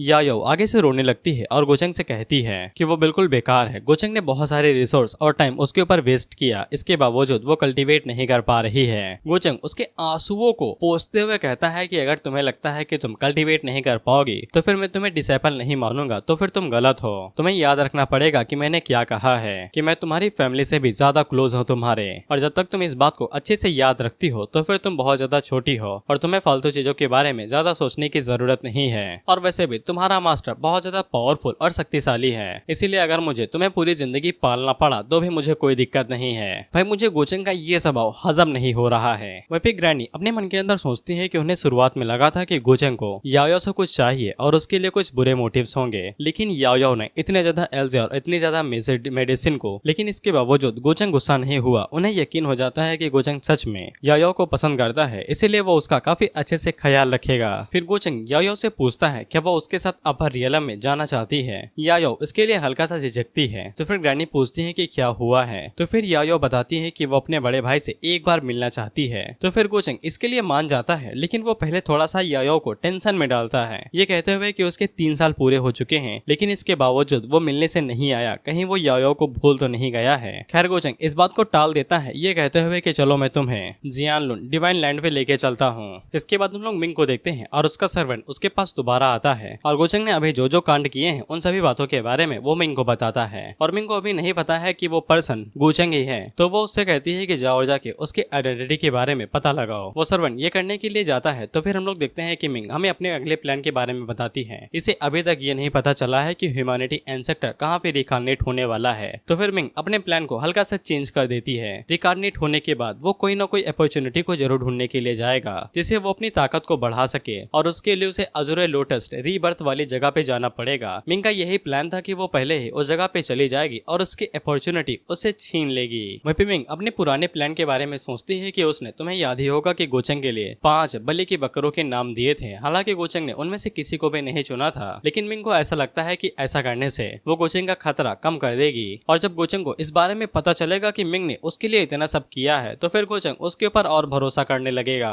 खैर इसके बाद हम लोग देखते हैं ग्रीन घोस्ट और जियानलुन सेक्रेड लैंड के लॉर्ड को। इन दोनों की बातों से हमें ये पता चलता है कि ये जो अपना प्लान बना रहे थे अपर रियलम जाने के लिए, इनके प्लान के अंदर भारी सारी मुसीबतें आ चुकी हैं। ये लोग ड्रैगन वेन की मदद लेने वाले थे ताकि ये लोग अपर रियलम के अंदर जा सकें, जिसके लिए ये लोग खुदाई करवा रहे थे। लेकिन खुदाई वाले जगह पे अचानक से एटमॉस्फेयर चेंज हो गया और वहाँ पे कई सारी बुरी चीजें होने लगी। यहाँ तक कि जमीन से पत्थर के स्पाइक्स भी बाहर निकले, जिससे इन लोगों को समझ में आ जाता है कि शायद से कि ये लोग जो ड्रैगन वेन के लिए जा रहे थे वो रास्ता पहले ही खत्म हो चुका है और ये लोग ह्यूमन के खिलाफ कभी भी नहीं जा सकते हैं, और शायद से इन लोगों का इमॉर्टलिटी वाला रास्ता पहले ही खत्म हो चुका है। इसके बाद सेक्ट लीडर ग्रीन घोस्ट से पूछता है, जो तुम लड़का अपने साथ लेके आए थे उसका ओरिजिन क्या है। और जब मैंने उसकी बॉडी को चेक किया था तो फिर उसके ऊपर curse of divine burner body लगी हुई थी, जो ऐसा लगता है कि पहले से हट चुका है। जिसपे ग्रीन घोस्ट आगे से कहता है कि जब मैं उसे लेके आया था मुझे लगा उसके अंदर कुछ खास होगा, लेकिन बाद में पता चला कि वो कल्टीवेट ही नहीं कर पाएगा, इसीलिए हमने उस लोगों को ऐसी जगह पे लगा दिया जहाँ पे माउंटेन की खुदाई करते करते सभी लोग मारे जाएंगे ब्लैक ब्लड की वजह से। लेकिन इसके बावजूद वो वहाँ पे सेफ रहा और काम करता रहा। ऐसा लगता है कि उसकी बॉडी के अंदर कोई तो यूनिक बात है, लेकिन अचानक से उसकी बॉडी के अंदर कुछ अजीबोगरीब चूजें होने लगी, जिसके बाद उसके अंदर से डिवाइन लाइट बाहर निकली और वो पूरी जगह चमकने लगी। और अचानक से उस लाइट ने वहाँ पे किसी इंसेक्टर की फॉर्म ले ली। ऐसा लगता है कि वो सच में कुछ ज्यादा ही लकी हो गया है। जिसपे लीडर आगे से कहता है कि ऐसा हो ही नहीं सकता है, उनका इंसेक्टर एक सुप्रीम एक्सपर्ट है और ऐसी एक बेकार सी बॉडी कैसे उन्हें साइन करवा सकती है। ऐसा पक्का है कि उसके बारे में कुछ अजीब हो सकता है, कहीं वो रास्ता तो नहीं है जिसकी मदद से हम लोग अपर रियलम के अंदर जाने वाले हैं। लेकिन उसी टाइम पे वहाँ पे एक सर्वेंट भागते हुए आता है और उन लोगों को बताता है कि एक अपर रियलम का इमॉर्टल आया है। जिसपे वो सभी लोग हैरान हो जाते हैं, क्योंकि उन लोगों ने गोचेंग के बारे में पहले ही अफवाह सुन रखी थी। ये गोचेंग एक छोटी लड़की के साथ घूम रहा है जिसके ऊपर उसने कई सारे एल्जियर और ट्रेजर्स को खर्चा किया है, और उसने पहले ही यहाँ पे कई सारे परमोडियल डिवाइन स्पिरिट्स को मार दिया है जो उसके साथ कॉपरेट करने से मना कर रहे थे। वहीं पे वो सभी लोग गोचेंग को बाहर ही रोक लेते हैं, ये कहते हुए कि उन लोगों ने उसके आने के बारे में रिपोर्ट भिजवा दी है, तब तक उसे इंतजार करना पड़ेगा। वहीं पे गोचेंग को वहाँ से कुछ अजीब सी चीजें महसूस हो रही थी, जैसे कि लिपिंग ड्रैगन का ऑरा या फिर और कुछ, और पूरा टाइचियन रियलम बदलते हुए लग रहा था। शायद से ये पूरी जगह ही फॉर्चून में बदलने वाली है, गोचेंग ऐसा सोचता है। और गोचेंग को ऐसा लगता है कि ह्यूमैनिटी का इंसेक्टर अभी इसलिए रिकार्नेटेड नहीं हुआ था क्योंकि उसे कुछ ऐसी जगह नहीं मिल रही थी जो कि फॉर्चून से भरी हो। वहीं पे गोचेंग को महसूस होता है कि याओ का हाथ कांप रहा है। गोचेंग उसे पूछता है कि तुम इतना ज्यादा घबराई हुई क्यों हो। इस पे याओ आगे से कहती है कि ये लोग काफी ज्यादा रिच हैं और ये उनके विलेज की तरह बिल्कुल भी नहीं है। कहीं ऐसा तो नहीं है कि याओ का भाई उसके और उसकी ग्रैनी के बारे में पहले ही भूल चुका है। वहीं पे गोचेंग अपने मन के अंदर सोचता है कि ऐसा लगता है कि ह्यूमैनिटी इंसेक्टर की मेमोरीज अवेकन हो चुकी हैं, या फिर वो अभी तक इस बारे में नहीं जानता है। खैर मुझे तो लगा था कि थोड़ी सी प्लानिंग और करनी पड़ेगी, लेकिन हालातों को देख के लगता है कि सब कुछ बहुत ज्यादा आसानी के साथ जाने वाला है। और गोचेंग याओ से कहता है कि तुम्हें चिंता करने की जरूरत नहीं है, तुम्हारा भाई बिजी होगा इसीलिए वो तुमसे मिलने के लिए नहीं आया होगा। जिसपे याओ यायो आगे से कहती है कि गोचेंग को उसे आराम देने की जरूरत नहीं है। उसका भाई भले ही काफी लंबी ट्रिप पे जाए पैसा कमाने के लिए या फिर बहुत ज्यादा थका हो, लेकिन वो कभी भी उनसे मिलने आने नहीं भूला करता था। और यायो को यकीन हो जाता है कि उसका भाई पहले से बदल चुका है क्योंकि उसके लिए चीजें आसान हो चुकी हैं। गोचेंग उससे हैरान होता है क्योंकि अभी तक उसने यायो को बिल्कुल भी मिसलीड नहीं किया है, लेकिन वो पहले ही इस तरीके के बारे में सोचने लगी है। खैर इसके बाद वहाँ पे सेक्ट लीडर और बाकी सभी एल्डर आते हैं जो कि गोचेंग को ग्रीट करते हैं और वो लोग उससे पूछते हैं कि वो यहाँ पे क्या लेने के लिए आया है। गोचेंग उससे कहता है कि वो यहाँ पे जियांग यांग से मिलने के लिए आया है। तो वो सफेद बालों वाले लड़के का नाम जियांग यांग है। ग्रीन गोस्ट जैसे ही यायो की तरफ देखता है तो वो इस बारे में अपने सेक्ट लीडर को बताता है। सेक्ट लीडर अपने मन के अंदर सोचता है कि दोनों एक दूसरे को जानते हैं। अगर इमॉर्टल को ये पता चल गया कि हम लोग जियांग को अच्छे से ट्रीट नहीं करते हैं तो फिर परेशानी पड़ सकती है, इसीलिए हमें ऐसा दिखाना पड़ेगा कि हम उसे काफी अच्छे से ट्रीट करते हैं। इसीलिए सेक्ट लीडर गोचेंग को बताता है कि वो लोग जियांग को अभी सीक्रेट प्लेस के अंदर रखे हुए हैं जहाँ पे वो कल्टीवेट कर रहा है क्योंकि वो उनका नेक्स्ट हायर होने वाला है, यानी कि उत्तराधिकारी। और ऊपर से उसके पास जो टैलेंट है वो काफी ज्यादा कमाल का है और उसने 2 दिन पहले तो उनके इंसेक्टर के सिलहोटेड को भी एक्टिवेट कर दिया था, वही रोशनी चमकती हुई।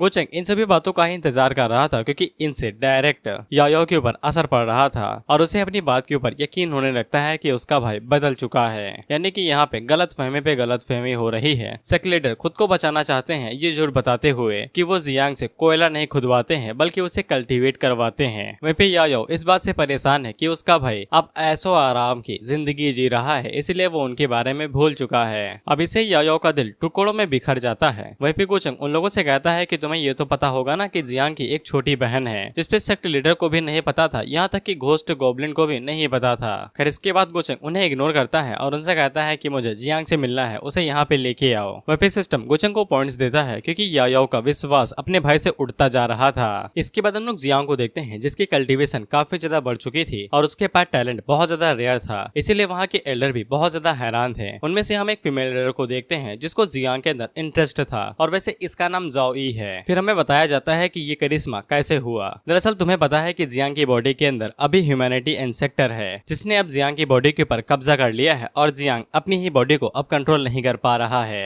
वहीं पे इंसेक्टर अभी भी उसे मैनिपुलेट करते हुए कहता है कि अगर तुम मुझे खुशी खुशी स्वीकार कर लोगे तो फिर तुम्हारी लाइफ काफी ज्यादा अच्छी हो सकती है, नहीं तो तुम हमेशा की तरह वहाँ पे गुलामों की तरह ही कोयला खोदोगे। लेकिन जियांग अभी भी इस बात को नहीं मानता है और साफ मना कर देता है, ये कहते हुए कि वो बस मेरी मजबूरी थी कि तुमने मेरी बॉडी के ऊपर कब्जा कर लिया जब मेरी स्पिरिचुअल रूट कमजोर हो गई, लेकिन मैं कभी भी तुम्हें बॉडी नहीं दूंगा। लेकिन अचानक से बाहर से कोई उसे आवाज लगाता है तो फिर उसका ध्यान भटक जाता है, जहाँ पे असली वाले जियांग को एल्डर आके बताते हैं कि उसकी छोटी बहन उसे मिलने के लिए आई है, जिससे जियांग काफी ज्यादा खुश हो जाता है। लेकिन उसी वक्त ह्यूमैनिटी का इंसेक्टर बॉडी के ऊपर दोबारा कब्जा कर लेता है और वो आगे से घमंडी होते हुए कहता है कि जाओ और जाके उसी इमॉर्टल से कह दो कि वो यहाँ पे आके मुझसे मिले, अगर नहीं मिलना है तो वो मुझे परेशान न करे। वहीं पे जब वो दोनों एल्डर उसे समझाने की कोशिश करते हैं कि हद में रहो नहीं तो बहुत ज्यादा पछता सकते हो, तो जियांग उन्हें उल्टा हौल देता है ये कहते हुए कि अगर वो नहीं चाहता है कि डिवाइन इमॉर्टल के बुरे हालात हों तो वो मुझे ज्यादा इंतजार न करवाए और जल्दी से आके मुझसे मिले। जोंग तो उसके इस तरह के एटीट्यूड को देख के हैरान ही हो गई थी। वहीं जोंगी को ऐसा लगता है कि जियान की बॉडी के अंदर कोई कमाल की ब्लड लाइन अवेकन हो गई है और अगर जियान सच में कोई फॉर्चून है तो फिर कोई डिवाइन इमॉर्टल यानी गोचेंग जैसा कोई डिवाइन इमॉर्टल भी उसका कुछ उखाड़ नहीं पाएगा। इसीलिए जोंगी दूसरे एल्डर को भिजवा देती है, यह कहते हुए कि जैसा जियांग ने कहा है वैसा ही उनसे कहना। वहीं पे ह्यूमैनिटी पैलेस का इंसेक्टर जोंगी से कहता है कि तुम समझदार हो लेकिन तुम्हारा टैलेंट बहुत ज्यादा घटिया है, तुम इस टैलेंट के साथ कभी भी सेक्रेट रियलम को पार ही नहीं कर पाओगी, लेकिन मैं तुम्हें मौका देता हूँ कि तुम मेरी साइड पे रह सकती हो जिससे तुम्हें अनगिनत फायदे होंगे। वहीं पे जोंग भी इस तरह की टोन को देख के काफी ज्यादा हैरान थी क्योंकि उसके बात करने में लहजे में दबदबाने यानी कि रुतबा ताकत का वो था। अगर मैं यही चीजें इंग्लिश में बोलता तो फिर तुम्हें समझ भी ना आती। डोमिनेटिंग टोन, ये है वो वर्ड्स। वहीं पे असली वाला जियांग उसे कहता है कि तुम ऐसा क्यों कर रहे हो, तुम डिवाइन मेटल को ऐसे ट्रीट नहीं कर सकते हो। वो यायो को काफी अच्छे से ट्रीट कर रहा है, लेकिन ह्यूमैनिटी इंसेक्टर आगे से कहता है कि वो जैसे ही मुझे जान जाएगा तो फिर वो डर के मारे कांपने लगेगा, तुम्हें ज्यादा कुछ सोचने की जरूरत नहीं है। इसके बाद हम लोग गोचेंग को देखते हैं और जियांग के एकदम सटीक शब्द गोचेंग के कानों के अंदर घुसा दिए जाते हैं। सेक्ट मास्टर उस बंदे से कहते हैं कि ये सच है, जियांग ने ऐसा कहा, जिसपे वो बंदा कहता है कि हाँ भाई मेरे अंदर इतना रुतबा कहाँ है कि मैं ऐसा कुछ कर सकूं। वहीं पे गोचेंग में मजे लेते हुए कहता है कि अरे वाह मेरी बुरी हालत हो जाएगी अगर मैं उसे इंतजार करवाऊंगा, काफी कमाल की चीजें हो रही है नीचे। वहीं पे यायो गोचेंग से अपने भाई के लिए माफी मांगने लगती है और वो दोबारा अपना रोना शुरू कर देती है। हालांकि गोचंग उसे कहता है कि तुम्हारे भाई का एटीट्यूड तुमसे कोई लेना देना नहीं रखता है, तुम्हें रोने की जरूरत नहीं है। इसके बाद गोचंग सेक्ट मास्टर की तरफ देखता है तो फिर वो जल्दी से अपने सर्वेंट को भेज देते हैं, नहीं वो खुद जाते हैं जियांग को यहाँ पे खींच के लाने के लिए। वहीं पे याओ की डिसअपॉइंटमेंट अपने भाई के अंदर जैसे जैसे बढ़ती जा रही थी, गोचंग को वैसे वैसे पॉइंट मिलते जा रहे थे। वहीं पे गोचंग ने भी नहीं सोचा था कि ह्यूमैनिटी का इंसेक्टर इस तरह का बंदा होगा जो कि बातों को हवा में छोड़ेगा, लेकिन उसने गोचंग के सामने घमंडी होने का दिखावा करके गलती कर दी है। अब इसके बाद हम लोग देखते हैं कि सेक्ट लीडर और वो अपने कुछ गार्ड्स को लेके जियांग से मिलने के लिए जाते हैं। वहीं पे जाओ भी उनको यहाँ पे देख के काफी ज्यादा हैरान हो जाती है। वहीं पे इंसेक्टर का एटीट्यूड अभी भी नहीं बदला था, वो अभी भी अकड़ू अंदाज में उन लोगों से कहता है कि यहाँ पे मुझे पकड़ने के लिए आए हो उस डिवाइन इमॉर्टल के चलते, लेकिन मैं तुम्हें बता दूं कि अगर तुमने मुझे छुआ भी तो मैं तुम्हारी खाल उतार लूंगा। उसी के अगले पैनल में हम लोग इंसेक्टर को देखते हैं जिसको पील दिया गया था, वो भी नमक वमक लगा के, और वो उसे पकड़ के गोचंग के सामने कर देते हैं। वहीं पे सेक्ट लीडर गोचंग से पूछते हैं कोई आगे आदेश है कि हमें इसे आटे की तरह गूंद भी देना है। वहीं पे इंसेक्टर गोचंग को देख के हैरान हो जाता है क्योंकि उसे ऐसा लगा था कि गोचंग उसी के पैलेस में से कोई बंदा होगा, लेकिन उसे नहीं पता है कि साक्षात मौत खुद उससे मिलने के लिए आई है। वहीं पे गोचंग को इंसेक्टर की पूरी तरीके से बेइज्जती करने के लिए वो भी पूरे समाज के सामने 1000 लक पॉइंट और साथ ही में 5000 डायनेस्टी पॉइंट मिलते हैं। जिसके बाद ह्यूमैनिटीज इंसेक्टर गोचंग से पूछता है तुम कौन हो और यहाँ पे क्या करने के लिए आए हो। वहीं पे गोचंग अपने बारे में कुछ नहीं बताता है और इतना ही कहता है कि तुम्हें तुम्हारी छोटी बहन याओ याद होगी, हम इतनी दूर से तुमसे मिलने के लिए आए हैं, लेकिन तुम्हारा एटीट्यूड हमें बहुत ज्यादा निराश किया है। वहीं पे इंसेक्टर आगे से कहता है कि वो अपनी बहन को कैसे भूल सकता है, और रही बात उसके एटीट्यूड की तो वो बिल्कुल ऐसा ही है। वहीं पे ग्रैनी इंसेक्टर से कहती है कि तुम जल्दी से माफी मांगो, तुम्हारा लहजा बहुत ज्यादा खराब हो चुका है, लेकिन इंसेक्टर के अभी भी पैर ठिकाने पे नहीं आए थे और वो गोचंग से कहता है कि जब तुम्हें मेरे बारे में पता चलेगा तुम थर थर कांपने लगोगे।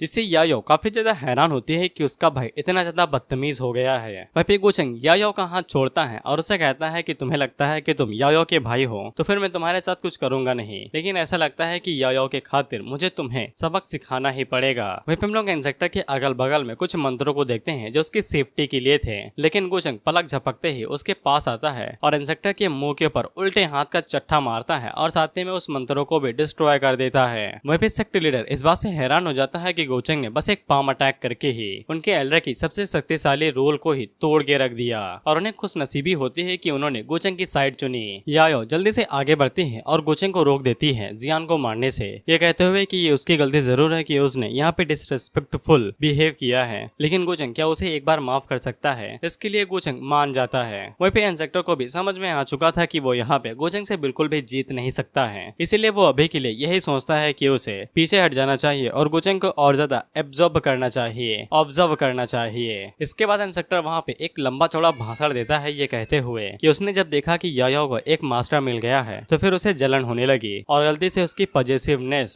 एक्टिवेट हो गई, इसीलिए वो यहाँ पे उल्टा सीधा बर्ताव कर रहा है। लेकिन गोचंग का चट्टा खाने के बाद उसके होश ठिकाने आ गए और उसे काफी ज्यादा खुशी है कि याओ उसे अभी तक भूले नहीं है और अब से वो याओ को बुरी तरीके से ट्रीट नहीं करेगा। वहीं पे गोचंग को भी समझ में आ जाता है कि इंसेक्टर यहाँ पे क्या करना चाहता है और वो अपने मन के अंदर सोचता है ठीक है तुम वैसे भी अभी कुछ ज्यादा ही सोच रहे हो और मैं तुम्हें वैसे भी अभी कंज्यूम नहीं कर सकता हूँ, इसलिए नाटक जारी रखो। वहीं पे इंसेक्टर याओ से माफी मांगता है तो गोचंग उससे कहता है कि मैं तुम्हें मारूंगा नहीं और ना ही पनिश करूंगा, तुम्हें सबक मिल चुका है, लेकिन तुम जैसे ही इस डिमांड लाइन के अंदर आए तुम याओ को भूल गए और पीछे छोड़ दिया, तुम्हें इस चीज का पछतावा होना चाहिए। इस पे इंसेक्टर ग्रीन घोस्ट के ऊपर इल्जाम लगाते हुए कहता है कि मैं तो आना चाहता था, साले ये मुझे नहीं आने दे रहे थे। इससे ग्रीन घोस्ट की फट जाती है और वो कहता है फक आई एम डेड। वहीं पे याओ अपने भाई से कहती है कि उसे कुछ भी कहने की जरूरत नहीं है, उसे पहले से ही अंदाजा था कि उसके पास कोई वजह होगी ना वापस आने की। इस पे इंसेक्टर भी आगे से कुछ नहीं कहता है। इसके बाद गोचंग याओ से कहता है कि उसकी बात ठीक है और उसके पास सच में कोई जेन्युइन रीजन था, इसलिए तुम उसे माफ कर सकती हो।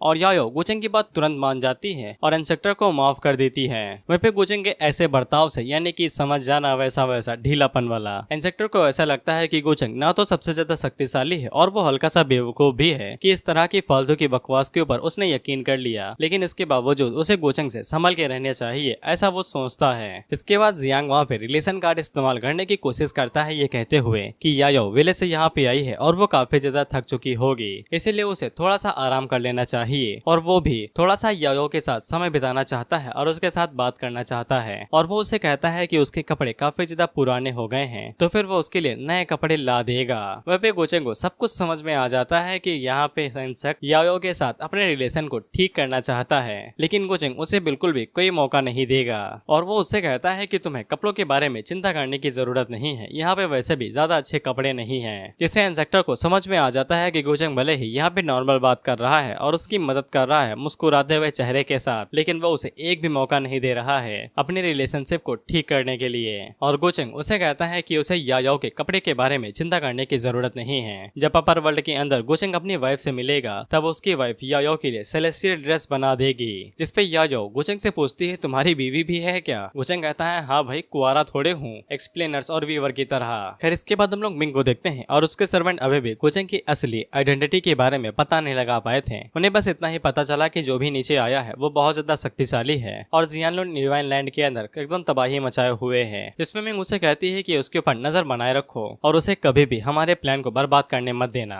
इसके बाद सीन कट होकर सीधा इंसेक्टर के ऊपर आ जाता है, जहाँ पे असली वाला जियांग अभी भी इंसेक्टर से चिल्ला के कह रहा था कि साले तूने यायो को अच्छे से ट्रीट नहीं किया और जब तू पील दिया गया तो यहाँ पे आके कल्टीवेट कर रहा है, मेरी बॉडी मुझे दे दे। हालांकि इंसेक्टर उसे कहता है भग, मैं नहीं दे रहा बॉडी। वहीं पे वो इंसेक्टर से चिल्ला चिल्ला के कहता है कि तुम्हारी वजह से यायो अब मेरे ऊपर विश्वास करना छोड़ देगी, मुझे मेरी बॉडी वापस करो। जिसपे इंसेक्टर उसे दोबारा कहता है भग और कहता है कि यायो को पक्का उस पर्सन के करीब नहीं रहना चाहिए, मुझे कैसे भी करके उसे अपने अंदर विश्वास दिलाना ही पड़ेगा। और अब यहाँ पे इंसेक्टर अपने असली रंग दिखाता है, ये कहते हुए कि कुछ बड़ा होने वाला है, मुझे सच में कुछ ऐसा चाहिए जिसे मैं अपने सभी फ्रेगमेंट को अपने साथ जोड़ सकूं। जिसके बाद वो जियांग की स्पिरिट को पकड़ता है और उसे कहता है कि यहाँ पे काफी सारी चेंज हो चुकी हैं, अब यहाँ पे तुम्हारे पास कोई चॉइस नहीं बचती है, तुम और मैं एक साथ नहीं रह सकते हैं, अब तुम्हें पीसफुली यहाँ से चले जाना चाहिए। वहीं पे जियांग उसे कहता है कि साले तूने मुझसे कहा था कि तू मुझे कुछ भी नहीं करेगा, मुझे को छोड़ दे, अपन मर नहीं सकता है, मुझे कैसे भी करके अपनी बहन को बचाना है। जिसपे इंसेक्टर कत्ल करते हुए भी मेन कैरेक्टर वाली लाइन मारता है, तुम्हारी बहन हो या फिर ग्रानी, मैं उन दोनों का ख्याल अच्छे से रखूंगा क्योंकि मैं असल में जियांग यांग तो हूँ ही। और इसके बाद वो जियांग की एनर्जी या फिर स्पिरिट जो भी हो साला उसे एब्जॉर्ब कर लेता है। वहीं पे ज़ाओई को घंटा कुछ समझ में नहीं आ रहा था कि इसके साथ चल क्या रहा है। अभी कुछ देर पहले ये भीगी बिल्ली बन रहा था, अब यहाँ पे इंटेंस ऑरा रिलीज कर रहा है। वहीं पे हम लोग इंसेक्टर को देखते हैं जो कि अब पूरी तरीके से रिकार्नेटेड हो चुका था और रिकार्नेशन मार्क भी कंप्लीट हो चुका था और अब इसके पास थोड़ी सी स्ट्रेंथ भी आ चुकी थी और अब से हम इसे जियांग ही कहेंगे। इंसेक्टर चिल्लाते हुए कह रहा हूँ तो परेशानी हो रही है। वहीं पे हम लोग गोचेंग को देखते हैं जो कि दूर से ये सब कुछ देख रहा था और उसे सब कुछ समझ में आ जाता है कि यहाँ पे क्या होने वाला है, लेकिन उसे इंसेक्टर के ऊपर काफी ज्यादा हंसी आती है कि वो बस इस बात से चिढ़ गया क्योंकि गोचेंग ने सबके सामने उसे एक थप्पड़ मार दिया। वहीं पे गोचेंग ग्रीन घोस्ट के साथ था, जहाँ पे ग्रीन घोस्ट ने जियान यांग के बारे में जो भी सारी जानकारी थी वो गोचेंग को बता दी थी। वहीं पे गोचेंग हमें थोड़ी बहुत जानकारी देता है जो कि मुझे समझ में नहीं आई, लेकिन तुम समझ लो हर एक रिकार्नेशन जो भी होता है उनके पास एक डिसेंट गोल होता है या फिर पर्पस होता है, इसलिए आगे जो कुछ भी होने वाला है वो सब कुछ पहले से ही तैयार होगा, जैसे कि डिवाइन रोड बनाना, हेवंस को हराना, डिवाइन बर्नर बॉडी को पाना और ये सभी चीजें गोचेंग से काफी ज्यादा दूर हैं। यहाँ तक कि ह्यूमैनिटी इंसेक्टर का जो रिकार्नेशन हुआ है वो भी टियानचेंग रियलम के अंदर अजीब ही माना जाएगा, इसीलिए ह्यूमैनिटीज इंसेक्टर के जो रिकार्नेशन होने के तरीके हैं वो बिल्कुल भी नॉर्मल नहीं है, वो नॉर्मल से काफी ज्यादा अलग हैं। और अगर मैं गलत नहीं हूँ तो फिर तुम ओरिजिनल टियानचेन रियलम्स के चूजन वन नहीं हो, शायद यहाँ पे एक और बकरा आने वाला है। इसके बाद हम लोग यायो और ग्रैनी को देखते हैं, जहाँ पे यायो ग्रैनी से पूछती है कि भाई कुछ ज्यादा ही बदल गया है। अब इसके बाद हम लोग गोचेंग को उसके इनर वर्ल्ड के अंदर दोबारा देखते हैं, जहाँ पे उसने चूचू को उल्टा बांध रखा था और पीछे से उसकी कमर को ताड़ रहा था। वहीं पे चूचू उसे कहती है कि साला तुम कब तक इसी तरीके की रणनीति मेरे खिलाफ इस्तेमाल करते रहोगे, तुम किसी ठरकी से कम नहीं हो। इस पे गोचेंग उसे कहता है कि मैंने कितनी बार कहा है कि तुम मुझे इन्फॉर्मेशन बता दो, मैं चुपचाप चला जाऊंगा, लेकिन तुम्हें तो शौक चढ़ा है इन्फॉर्मेशन दबा के बैठने का, मुझे तो ऐसा लगता है कि तुम्हें इन सभी कांडों के अंदर मजा आ रहा है। वहीं पे चूचू गोचेंग से कहती है कि अगर वो एक बार यहाँ से बाहर निकल गई तो वो उसकी आइडेंटिटी को हर किसी के सामने एक्सपोज कर देगी। इसके बाद मिंग के सामने उसकी घंघोर बेइज्जती हो जाएगी, जिसके बाद वो देखेगी कि वो कैसे सेलेस्टियल वो सुवांग को और डायनेस्टी को इन सभी चीजों के बारे में एक्सप्लेन करेगा। जिसपे गोचेंग उसे कहता है कि तुम्हें इन सभी चीजों के बारे में चिंता करने की जरूरत नहीं है, मैं उन्हें संभाल लूंगा, लेकिन अभी के लिए अगर तुमने मेरे साथ कोऑपरेट नहीं किया तो फिर तुम शांति से इस जगह को कभी भी छोड़ नहीं पाओगी। इसके बाद वो चूचू को दोबारा टॉर्चर करते हुए कहता है कि चलो मुझे बताओ ह्यूमैनिटीज इंसेक्टर का ग्रेटेस्ट ट्रम्प कार्ड कौन सा है। तुम भाई चूचू की गालियां देखो, तुम घटिया ठरकी, तुम घटिया कमीने, तुम हरामी, तुम बेशरम। लेकिन वो आगे कुछ कह पाती कि उससे पहले ही गोचेंग उसके शरीर के ऊपर लगे हुए आखिरी कपड़े को भी नीचे खींचने लगता है। तो फिर चूचू चोचो की हिम्मत जवाब दे जाती है और वो गोचेंग को सब कुछ बताने के लिए रेडी हो जाती है। चोचो से गोचेंग को ये बात पता चलती है कि ह्यूमैनिटी का जो इंसेक्टर है वो अपनी हर एक रिकार्नेशन लाइफ को अपनी रिकार्नेशन मार्क की मदद से एब्जॉर्ब करना चाहता है, यानी कि उसने कई बार अपनी रिकार्नेशन सर्कल को चलाया होगा और उसकी बॉडी अलग अलग या फिर स्पिरिट अलग अलग हिस्सों में बट गई होगी, इसीलिए वो हर बार रिकार्नेट होता है ताकि वो उनकी स्पिरिट या जो कुछ भी हो उसे एब्जॉर्ब कर सके और अपनी ताकत को और ज्यादा बढ़ा सके।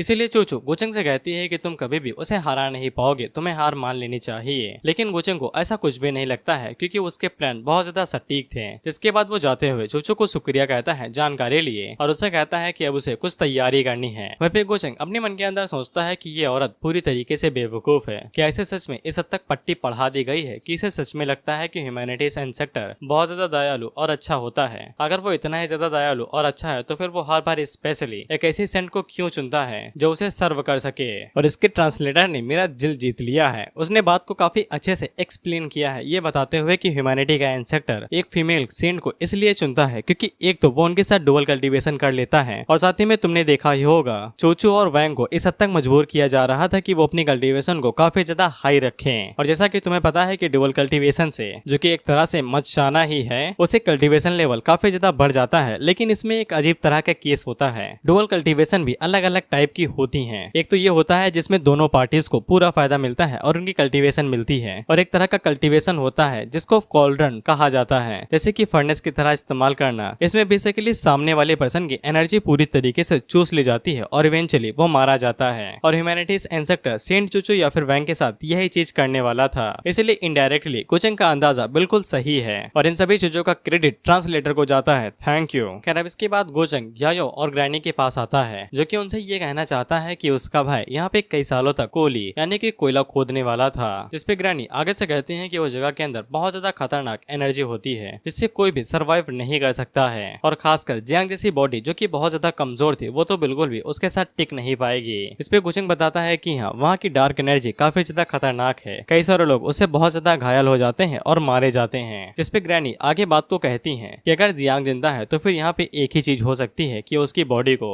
किसी और ने चुरा लिया है। जिसपे यायो आगे उन दोनों से पूछती है कि क्या ये मतलब है कि मेरा भाई अब वो भाई नहीं रहा जिसको मैं जानती हूँ, जो पर्सन उस बॉडी के अंदर है क्या वो मेरा भाई नहीं है, और जो हमने सुबह अपने भाई को देखा था क्या वो भाई नहीं था। जिसपे गोचेंग यायो को सहलाते हुए कहता है कि अभी आंसू ना बहाओ यार, तुम तो साला नोबिता हो रखी हो, हर एक बात पे आंसू बहाने लगती हो। अभी तक हमें नहीं पता है कि वो चीज हुई है या नहीं, हमने ना ही कंफर्म किया है, इसलिए डायरेक्ट रिजल्ट के ऊपर मत कूद पड़ो। हाँ बस अपने भाई के जब भी आसपास रहो तो काफी ज्यादा सावधान रहना, पता नहीं कब वो क्या कर बैठे। जिसके बाद वो उसे एक जेड पेंडेंट भी देता है और जब भी वो उसे तोड़ देगी गोचेंग तुरंत उसकी मदद करने के लिए आ जाएगा। वहीं पे सिस्टम गोचेंग को धड़ाधड़ पॉइंट देता है उसकी बहन को अपने भाई के खिलाफ भड़काने और उसके ऊपर शक करवाने के लिए। अब इसके बाद हम लोग मिंग को देखते हैं और उसका सर्वेंट आगे उसे बताता है कि उन लोगों को पता चल चुका है कि यहाँ पे ह्यूमैनिटीज इंसेक्टर कौन है, और वो उसे जियान के बारे में आगे बताता है। इस पे मिंग को पता चलता है कि उसके बारे में इन्फॉर्मेशन इसलिए नहीं उड़ रही थी क्योंकि वो एक ऐसी बॉडी के अंदर पैदा हुआ था जो कि बहुत ज्यादा श्रापित थी।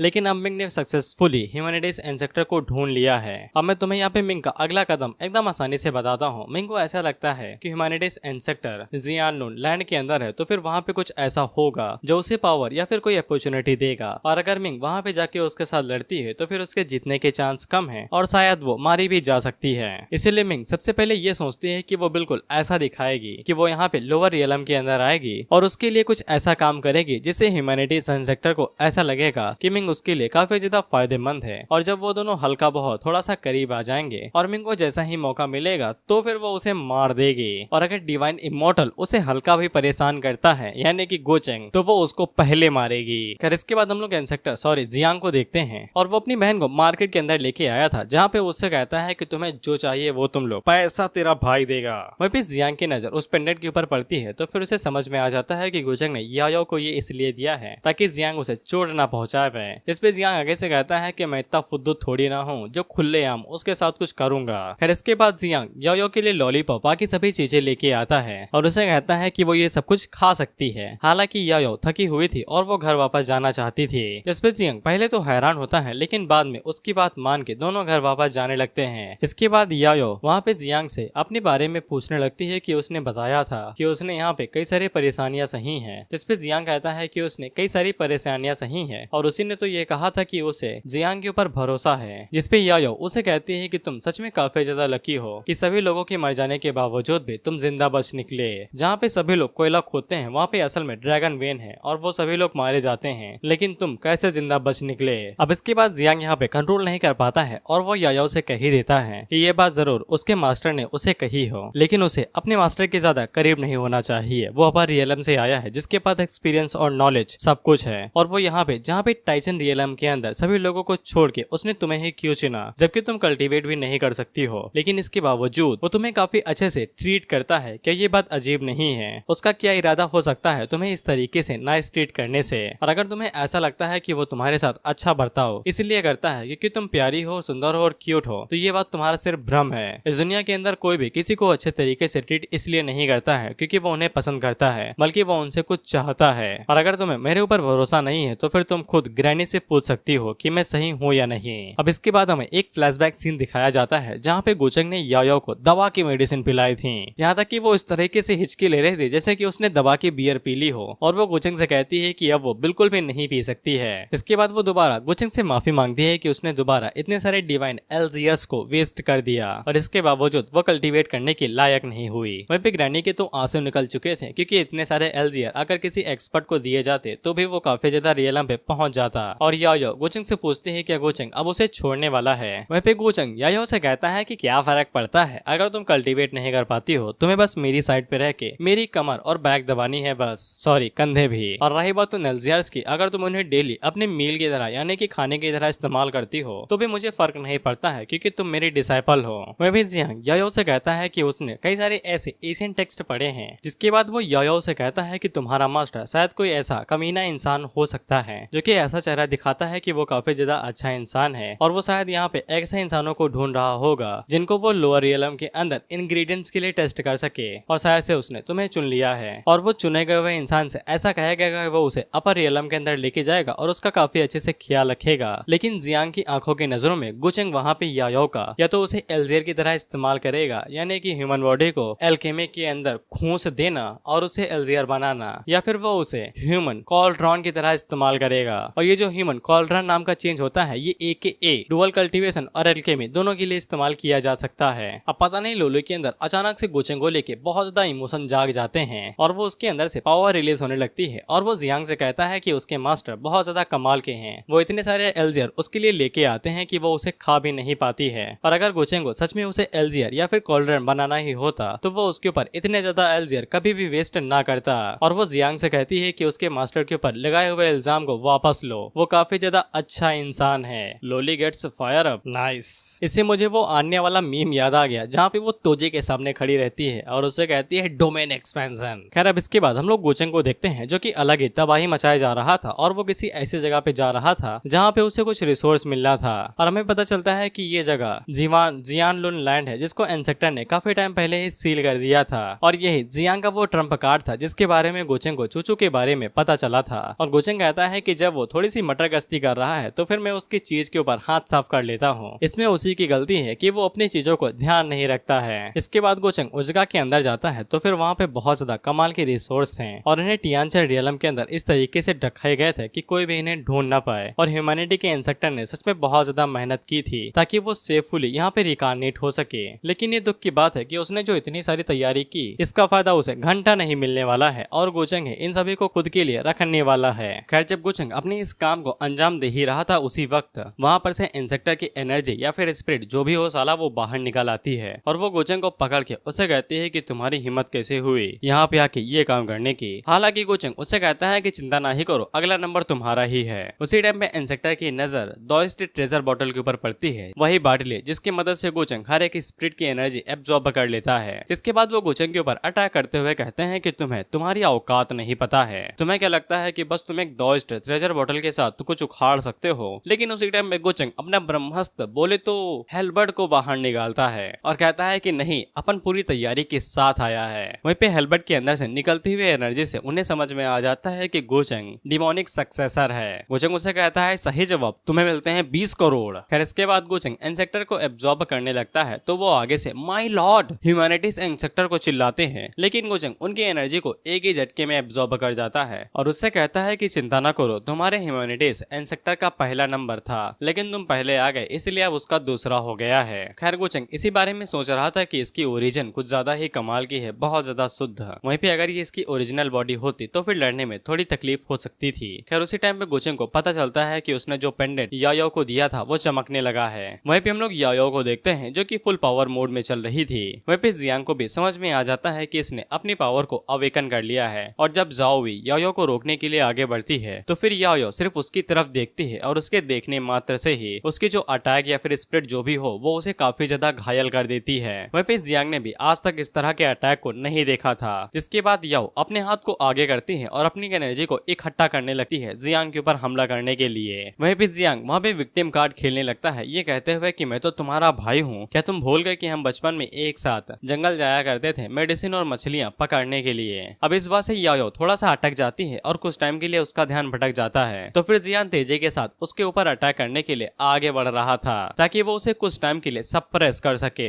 लेकिन वो जैसे ही याओ के करीब पहुंचता है तो फिर गोचंग वहां पे वॉइड की मदद से टेलीपोर्ट होता है और दोबारा जियांग के चेहरे के ऊपर उल्टे हाथ का तमाचा मारता है जिससे वो उड़ते हुए दूर जाके गिरता है। इसके बाद वो याओ को पकड़ता है और उसे पूछता है तुम्हें क्या हो गया, तुम अचानक से आन्या कैसे बन गई, हर तरफ हर किसी को धमकी देते फिर रही हो। वहीं ग्रैनी भी यही कहती है कि उन्होंने आज से पहले याओ को इस तरह से रिएक्ट करते हुए नहीं देखा। इसके बाद गोचंग जियांग से पूछता है क्या तुमने कुछ मेरे डिसाइपल के साथ किया, जिसपे जियांग कहता है कि उसने कुछ भी नहीं किया है और अगर उसे यकीन नहीं है तो फिर यहाँ पे हर किसी ने सब कुछ देखा है। वहीं पे जियांग को समझ में आ जाता है कि इतना सब होने के बावजूद गोचंग और उसके बीच में जो ताकत का फासला है वो बहुत ज्यादा बड़ा है। फिर इसके बाद गोचंग वहाँ से तुरंत खिसक लेता है, ये कहते हुए कि अगर तुमने झूठ बोला तो फिर इस बार मुझको तुम्हें मारने से याओ भी नहीं रोक पाएगी। वहीं पे जियांग को जल्दी समझ में आ जाता है कि अब उसे गोचंग को मारना ही पड़ेगा और उसने जो भी तैयारियां की हैं उन्हें जल्दी से खत्म करना पड़ेगा, नहीं तो गोचंग उसके लिए गले की हड्डी बन सकता है। वहीं पे गोचंग को भर भर के पॉइंट मिलते हैं सन ऑफ हेवंस फॉर्चून को पूरी तरीके से बेइज्जत और हैरान करने के लिए। वहीं पे गोचंग को भी समझ में आ जाता है कि अगर इसी तरीके से रिवॉर्ड मिलते रहे तो फिर उसे जो कल्टीवेशन के लिए रिसोर्स चाहिए वो बहुत जल्दी पूरे हो जाएंगे।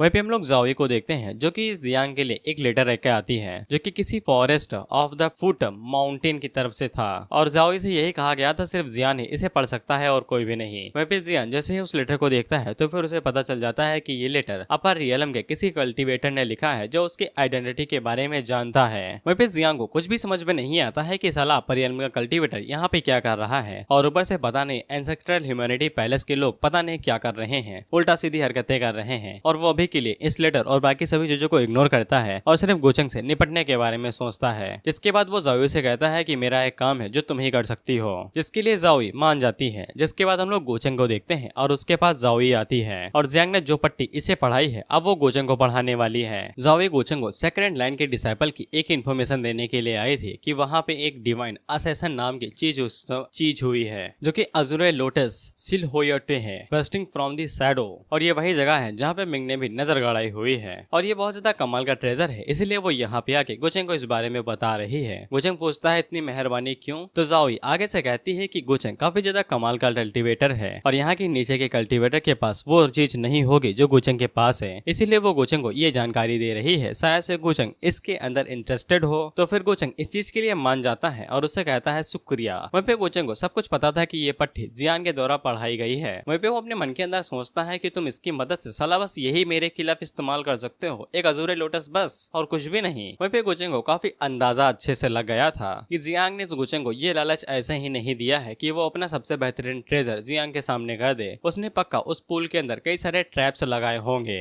वहीं पे जियांग ने ये इन्फॉर्मेशन गोचंग के सामने ऐसे ही नहीं रख दी थी कि ये लो बेसन का लड्डू ठूस लो। उसे अच्छे से पता था कि अजूरे लोटस ऑफ रिबर्थ को पाने के लिए वहाँ पे एक बहुत बड़ा रिस्ट्रिक्शन लगा हुआ है और कोई भी नॉर्मल कल्टीवेटर चाहे वो अपर रियलम का हो आसानी के साथ तो उसे नहीं पा सकता है, यानी कि जान जाने का खतरा बना हुआ है। और भले ये इन्फॉर्मेशन काफी ज्यादा नकली क्यों ना हो लेकिन गोचंग जैसे लोग पक्का इसके अंदर इंटरेस्टेड होंगे और ये दोनों एक साथ अपने मन के अंदर यही सोचते हैं कि पता नहीं आगे क्या होगा, लेकिन जो कुछ भी हो बस तुम मुझे निराश मत करना। गोचंग को चाहिए कि वहाँ पे बड़ा ट्रैप होना चाहिए। वहीं पे जियांग सोच रहा था कि गोचंग आसानी के साथ न मारा जाए। अब इसके बाद हम लोग गोचंग को देखते हैं जो कि अजूरे लोटस की तरफ जाने वाला था, लेकिन याओ गोचंग को रोकने लगती है, ये कहते हुए कि तुम मुझे क्या छोड़ के जा रहे हो। गोचंग उसे समझाता है कि वो उसके जैसे प्यारी और समझदार लड़की को नहीं छोड़ के जाएगा, वो उसे अपने साथ सिर्फ इसलिए नहीं लेके जा रहा है क्योंकि उसकी जर्नी थोड़ी सी खतरनाक हो सकती है और वो उसे खतरे में नहीं डालना चाहता है। जिसपे याओ आगे से से कहती है कि मेरे अंदर तो मिस्टीरियस एनर्जी है, तो फिर मैं तुम्हें बचा सकती हूँ पक्का। लेकिन गोचंग उसे इसके बावजूद मना कर देता है, ये कहते हुए कि तुम्हारे अंदर मिस्टीरियस एनर्जी है तो इसका मतलब ये नहीं है कि तुम मुझे बचाने में मदद करोगी। अगर तुम मेरी बात नहीं मानोगे तो फिर तुम बुरी लड़की बन रही हो। तो फिर याओ याओ आगे से कहती है, लेकिन आप भी तो उसी जगह पे जा रहे हैं जहाँ पे बहुत ज्यादा खतरा है, कि ये सच में ब्रदर जियांग के साथ निपटा हुआ है। जिसपे गोचंग आगे से कोई भी जवाब नहीं देता है और उससे कहता है कि जो बंदा अभी उसकी भाई की बॉडी के अंदर है वो उसे बिल्कुल भी नुकसान नहीं पहुंचाना चाहता है। वह पे गोचंग जाते हुए कहता है कि अगर वो जर्नी से वापस नहीं आता है, लेकिन बाद में इस बात को काटते हुए कहता है कि उसे इस बारे में चिंता करने की जरूरत नहीं है, वो पक्का उसके पास वापस जरूर आएगा। जिसके बाद बेचारी याओ रोने लगती है। वह पे ग्रानी उसे समझाती है कि गोचंग ने ऐसा इसलिए किया है क्योंकि वो उसे खतरे में नहीं डालना चाहता है। वह पे हम लोग जियान को देखते हैं जो कि गोचंग को दागते हुए देख के हंसता है और कहता है कि तुम भी लालच के चक्कर में रुक नहीं पाए, वैसे भी तुम मेरे ट्रैप के अंदर फंसने ही वाले हो और मैंने खुद ही वो ट्रैप बनाया है जिसका मकसद एक ही था कि अजूरे लोटस को एकदम कुजीर तरीके से बचाना, यहाँ तक कि सेक्रेट इलम का एक्सपर्ट भी उसके अंदर घुस जाए तो फिर मरने के अलावा और कोई दूसरा रास्ता नहीं है।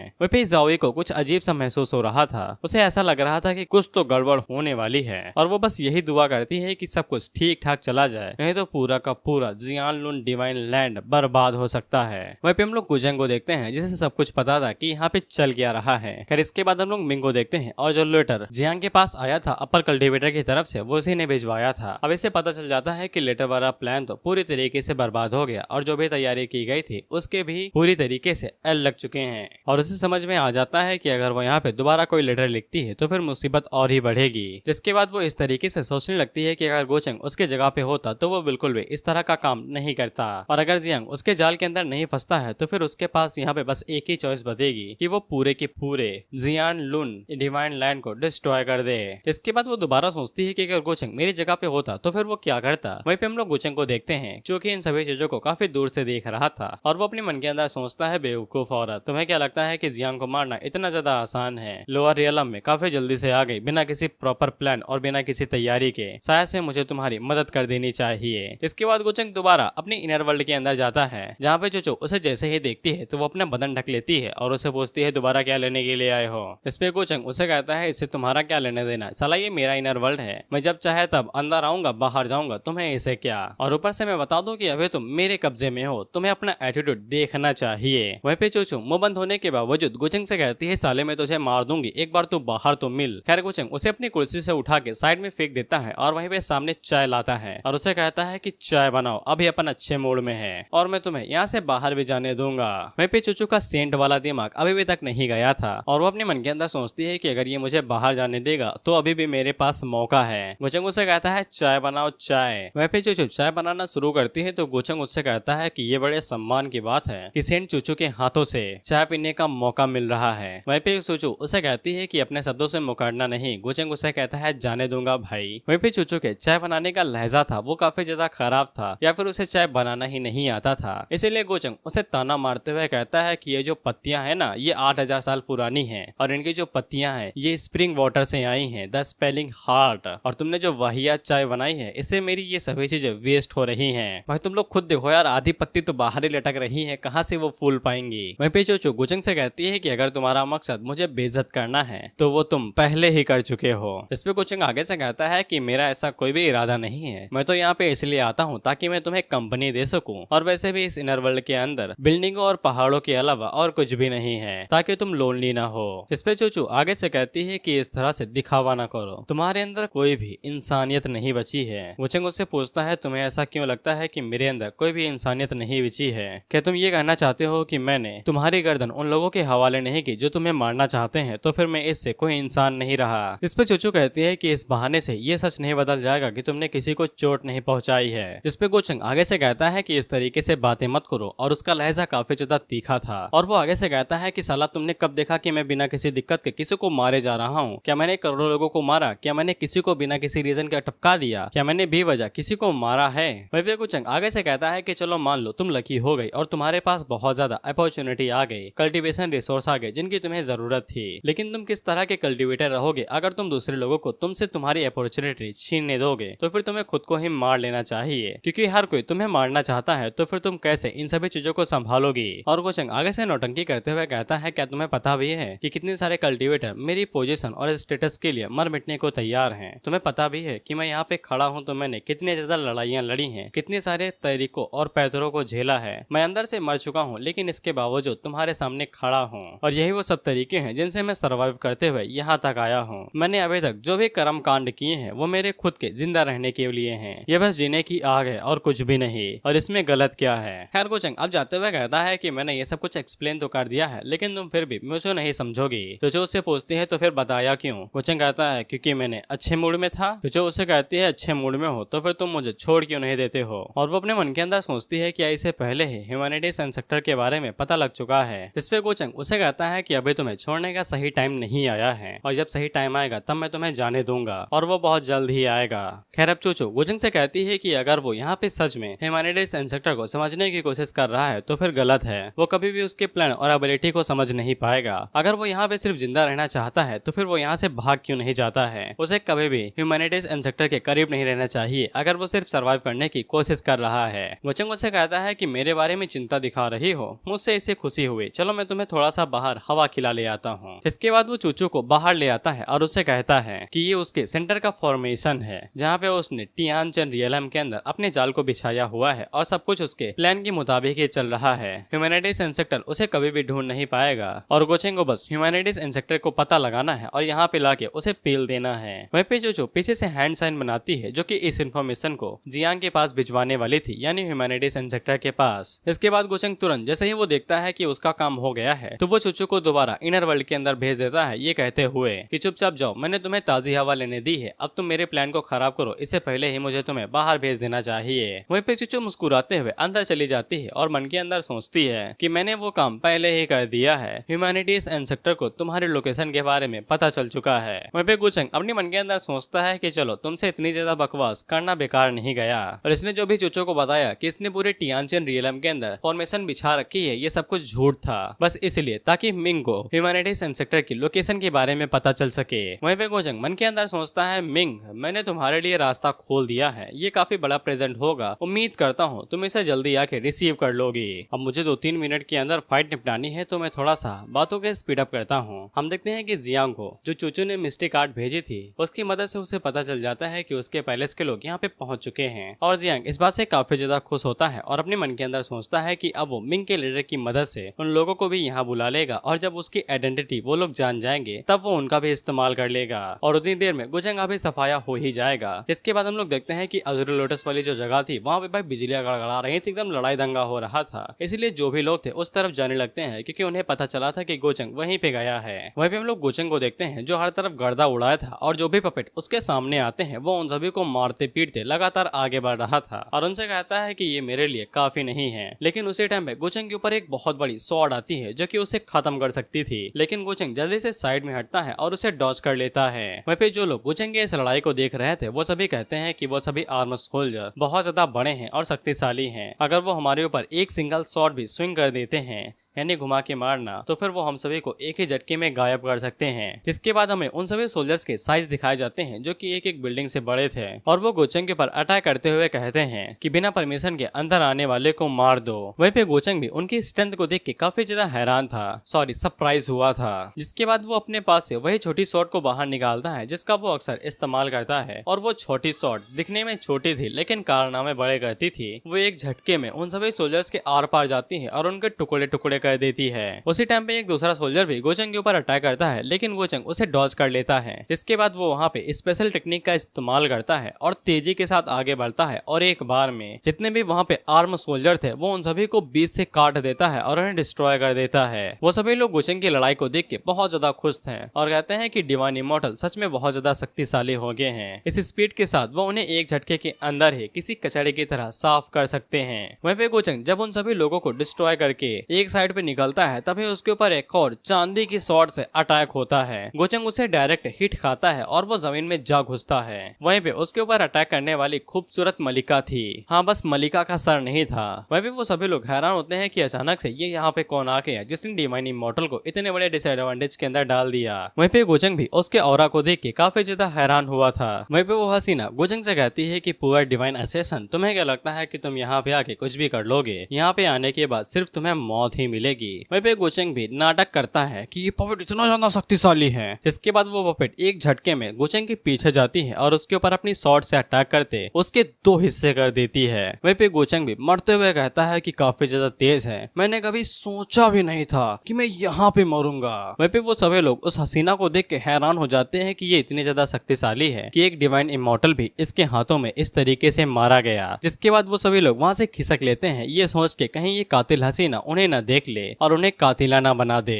वहीं पे हम लोग यायो को देखते हैं और उसे जैसे ही पता चलता है कि उसका मास्टर मारा गया है तो फिर उसे यकीन ही नहीं होता है। ग्रैनी भी उसे समझाने की कोशिश करती है कि यकीन नहीं हुआ है, लेकिन जब वो गोचेंग के जेड पेंडेंट की तरफ देखती है तो फिर उसके टूट के 2 टुकड़े हो गए थे। इसीलिए यायो को यकीन हो जाता है कि उसका मास्टर मारा गया है और वो रोते हुए गोचेंग से कहती है कि उसने कहा था कि वो वापस आएगा, अब तो वो झूठा निकला। वहीं पे हम लोग जियांग को देखते हैं और उसे जैसे ही ये खबर मिलती है तो वो हंसने लगता है और अपने मन के अंदर सोचता है कि उसे अपने उधर कुछ ज्यादा ही आत्मविश्वास था। उसे लगा कि वो बहुत ज्यादा पावरफुल है, जैसे ही वो रोयल रीलम के आधार आ जाएगा। वहीं पे जाओई काफी ज्यादा हैरान हो जाती है कि एक डिवाइन इमॉर्टल भी जियांग के ट्रैप के अंदर फंस के मारा गया और वो यही सोचती है कि उसने पता नहीं पूल के अंदर किस तरह का ट्रैप लगाया होगा। वहीं पे जियांग आगे से कहता है कि वो भले ही अपर रियलम का एक कल्टीवेटर था, वो बस उनसे थोड़ा सा ही ताकतवर है, लेकिन क्या उसे लगा कि वो मेरे खिलाफ ये सब कुछ कर सकता है? क्या उसे सच में लगता है कि वो किसी डिमोनिक इंसेक्टर है जो वो मेरे खिलाफ जीत पाएगा? खैर मुझे इस बात का दुख है कि मैं उसे अपने हाथों से नहीं मार सका।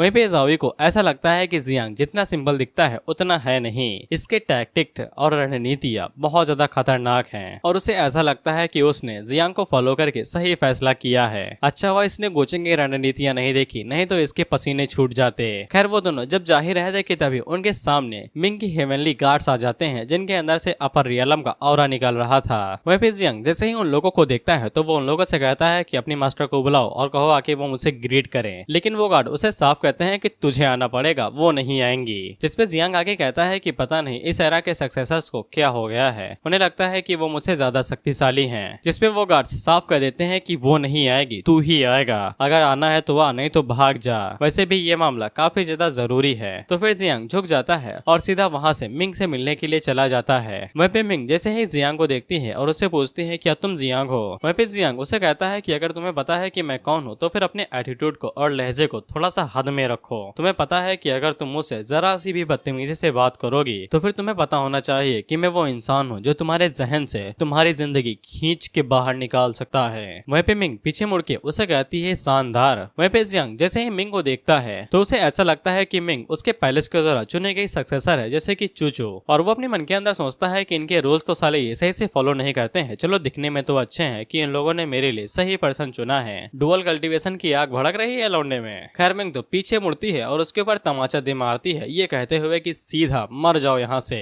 जिसके बाद वहाँ से मिंग के स्पेशल गार्ड्स बाहर निकलते हैं जो कि डायरेक्ट जियांग के ऊपर अटैक करने के लिए रेडी थे। वहीं पे जियांग उनसे कहता है कि तुम ह्यूमैनिटी पैलेस की सक्सेसर नहीं हो, तुम्हें मेरी आइडेंटिटी के बारे में कैसे पता चला? जिसमें मिंग आगे से कहती है सक्सेसर गया तिल लेने, कुछ भी एक्सप्लेन करने की जरूरत नहीं है, बस तुम यहाँ पे मारे जाओगे और यही तुम्हारी नीति है। खैर उसके बाद वहाँ पे तगड़ा धमाका होता है और हम लोग देखते हैं कि वो जगह टूट के बिखर जाती है। वहीं पे जियांग मिंग से पूछता है क्या तुम उस डिवाइन कल्टीवेटर की फॉलोअर हो? जिसमें मिंग आगे से कहती है कि मरते हुए इंसान को ज्यादा सवाल नहीं पूछने चाहिए। वहीं पे जियांग आगे से किसी स्पेशल टेक्निक का इस्तेमाल करते हुए कहता है तुम्हें क्या लगता है कि तुम्हारे छोटे मोटे अटैक्स मेरा कुछ उखाड़ भी पाएंगे? जिसके बाद वहाँ पे रोशनी तो चमकती है लेकिन वहाँ पे होता कुछ भी नहीं है, जिससे वो दोनों ही हैरान होते हैं कि साला ये नौटंकी कैसे हुई। वहीं पे जियांग को कुछ भी समझ में नहीं आता है कि वो यहाँ पे जियानलुन सुप्रीम पावर को इस्तेमाल क्यों नहीं कर पा रहा है। ये वही सुप्रीम मास्टर है जिसको गोचेंग ने हेल्बर्ट की मदद से एब्जॉर्ब कर लिया था, और जब वही नहीं बचेगा तो फिर उसकी पावर कहाँ से इस्तेमाल कर पाओगे भाई? मिंग इसी बात का फायदा उठाती है और उसके ऊपर हाथ से अटैक करती है, लेकिन जियांग उसे डॉज कर लेता है। तो फिर मिंग उल्टे हाथ का रहापटा उसके ऊपर फिर दे मारती है, इससे जियांग दूर जाके गिरता है और वो अपने चेहरे के ऊपर हाथ रखे कहता है कि साला तुम सभी लोग मेरे मुंह पे ही क्यों जड़े रहते हो? लेकिन मिंग अभी उससे कहती है कि बकवास नहीं। जिसके बाद वो वहाँ पे डिवाइन फ्लेम शॉर्ट का इस्तेमाल करती है और उसके ऊपर एक जोरदार अटैक करती है, लेकिन जियांग वहाँ पे अपने जुआनलिन सील को बुला लेता है जो कि एक आर्टिफैक्ट था, जिसकी मदद से वहाँ पे एक तगड़ा धमाका होता है और मिंग की शॉट टुकड़ों में बिखर जाती है और जब सामने से धुआं हटता है तो फिर वो भाग चुका था। वहीं पे हम लोग जोई को देखते हैं जहाँ पे मिंग के एल्डर्स उसको भाई निर्मे के साथ धो धो के पटक रहे थे। वहीं पे वो जियांग से मदद के लिए बोलती है और वहाँ पे तगड़ा धमाका होता है, लेकिन उन दोनों एल्डर्स को पता चलता है कि वो अभी गायब हो चुकी है और जब वो दोनों ऊपर देखते हैं तो फिर जियांग उसको लेके भाग रहा था, जिसकी एनर्जी पूरी तरीके से खत्म हो चुकी है। अब उसकी बॉडी के अंदर बिल्कुल भी जान नहीं बची है। लेकिन उसी टाइम पे मिंग और दोनों एल्डर्स फिर से जियांग की तरफ जाने लगते हैं और आसपास जो गार्ड थे वो सामने की तरफ एक बैरियर बना लेते हैं उसे पकड़ने के लिए। वहीं पे मिंग उसके ऊपर एक जोरदार अटैक करती है, लेकिन हम लोग देखते हैं कि वहां पे जियांग सब्स्टिट्यूट फॉर्मेशन का इस्तेमाल करके भाग जाता है, जैसे कि शैडो क्लोन जुत्सु होता है। वहीं पे वो सभी लोग मिंग से पूछते हैं कि अब आगे क्या करना है, तो फिर मिंग आगे से कहती है कि वो बच के भाग सकता है लेकिन छुप नहीं सकता है, और जिस दिन हम उसे पकड़ लेंगे उसी दिन वो उसका आखिरी दिन होगा। वहीं पे गोचेंग को थोड़े बहुत पॉइंट मिलते हैं जो कि मिंग की मदद से थे, और वो अपने मन के अंदर सोचता है कि शायद से मिंग का प्लान उसके ऊपर काम कर गया, और उसे यकीन था कि भले ही मिंग की मदद से वो मारा ना गया हो, लेकिन इसके बावजूद उसे काफी ज्यादा चोटें लगी होंगी। इससे अगली बार जब गोचेंग उसके फॉर्चून को और ज्यादा गिराएगा तो फिर और ज्यादा फायदा होगा। वहीं पे हम लोग उस कातिल हसीना को देखते हैं जिसका सर नहीं था और वो अभी गोचेंग के कंधे दबा रही थी, और वो पपेट की तरफ देखते हुए कहता है कि वैसे उसने काफी अच्छा काम किया जो तुम जैसे ताकतवर बंदे को यहाँ पे रख दिया, एक पपेट जो कि एडवांस सेक्रेट रियलम के एक्सपर्ट को भी मार सकता है। लेकिन ये दुख की बात है कि तुम्हारी ताकत मेरे कंधे दबाने के अलावा और कुछ भी मेरे खिलाफ नहीं कर सकती है। इसके बाद गोचेंग अज़ूरे लॉर्ड्स ऑफ रीबर्थ की तरफ देखते हुए सोचता है कि एक बार मैं इसे रिफाइन कर लूं तो फिर इस रियलम के अंदर ऐसी कोई भी जगह नहीं बचेगी जहां पे हम एक दूसरे को देख सकेंगे। मैं तो बस इसी बारे में सोच रहा हूँ कि जब मेरी मुलाकात जियांग के साथ होगी तब उसका चेहरा देखने लायक होगा। और इसी के साथ हम लोग ये एपिसोड यहीं पे खत्म करते हैं।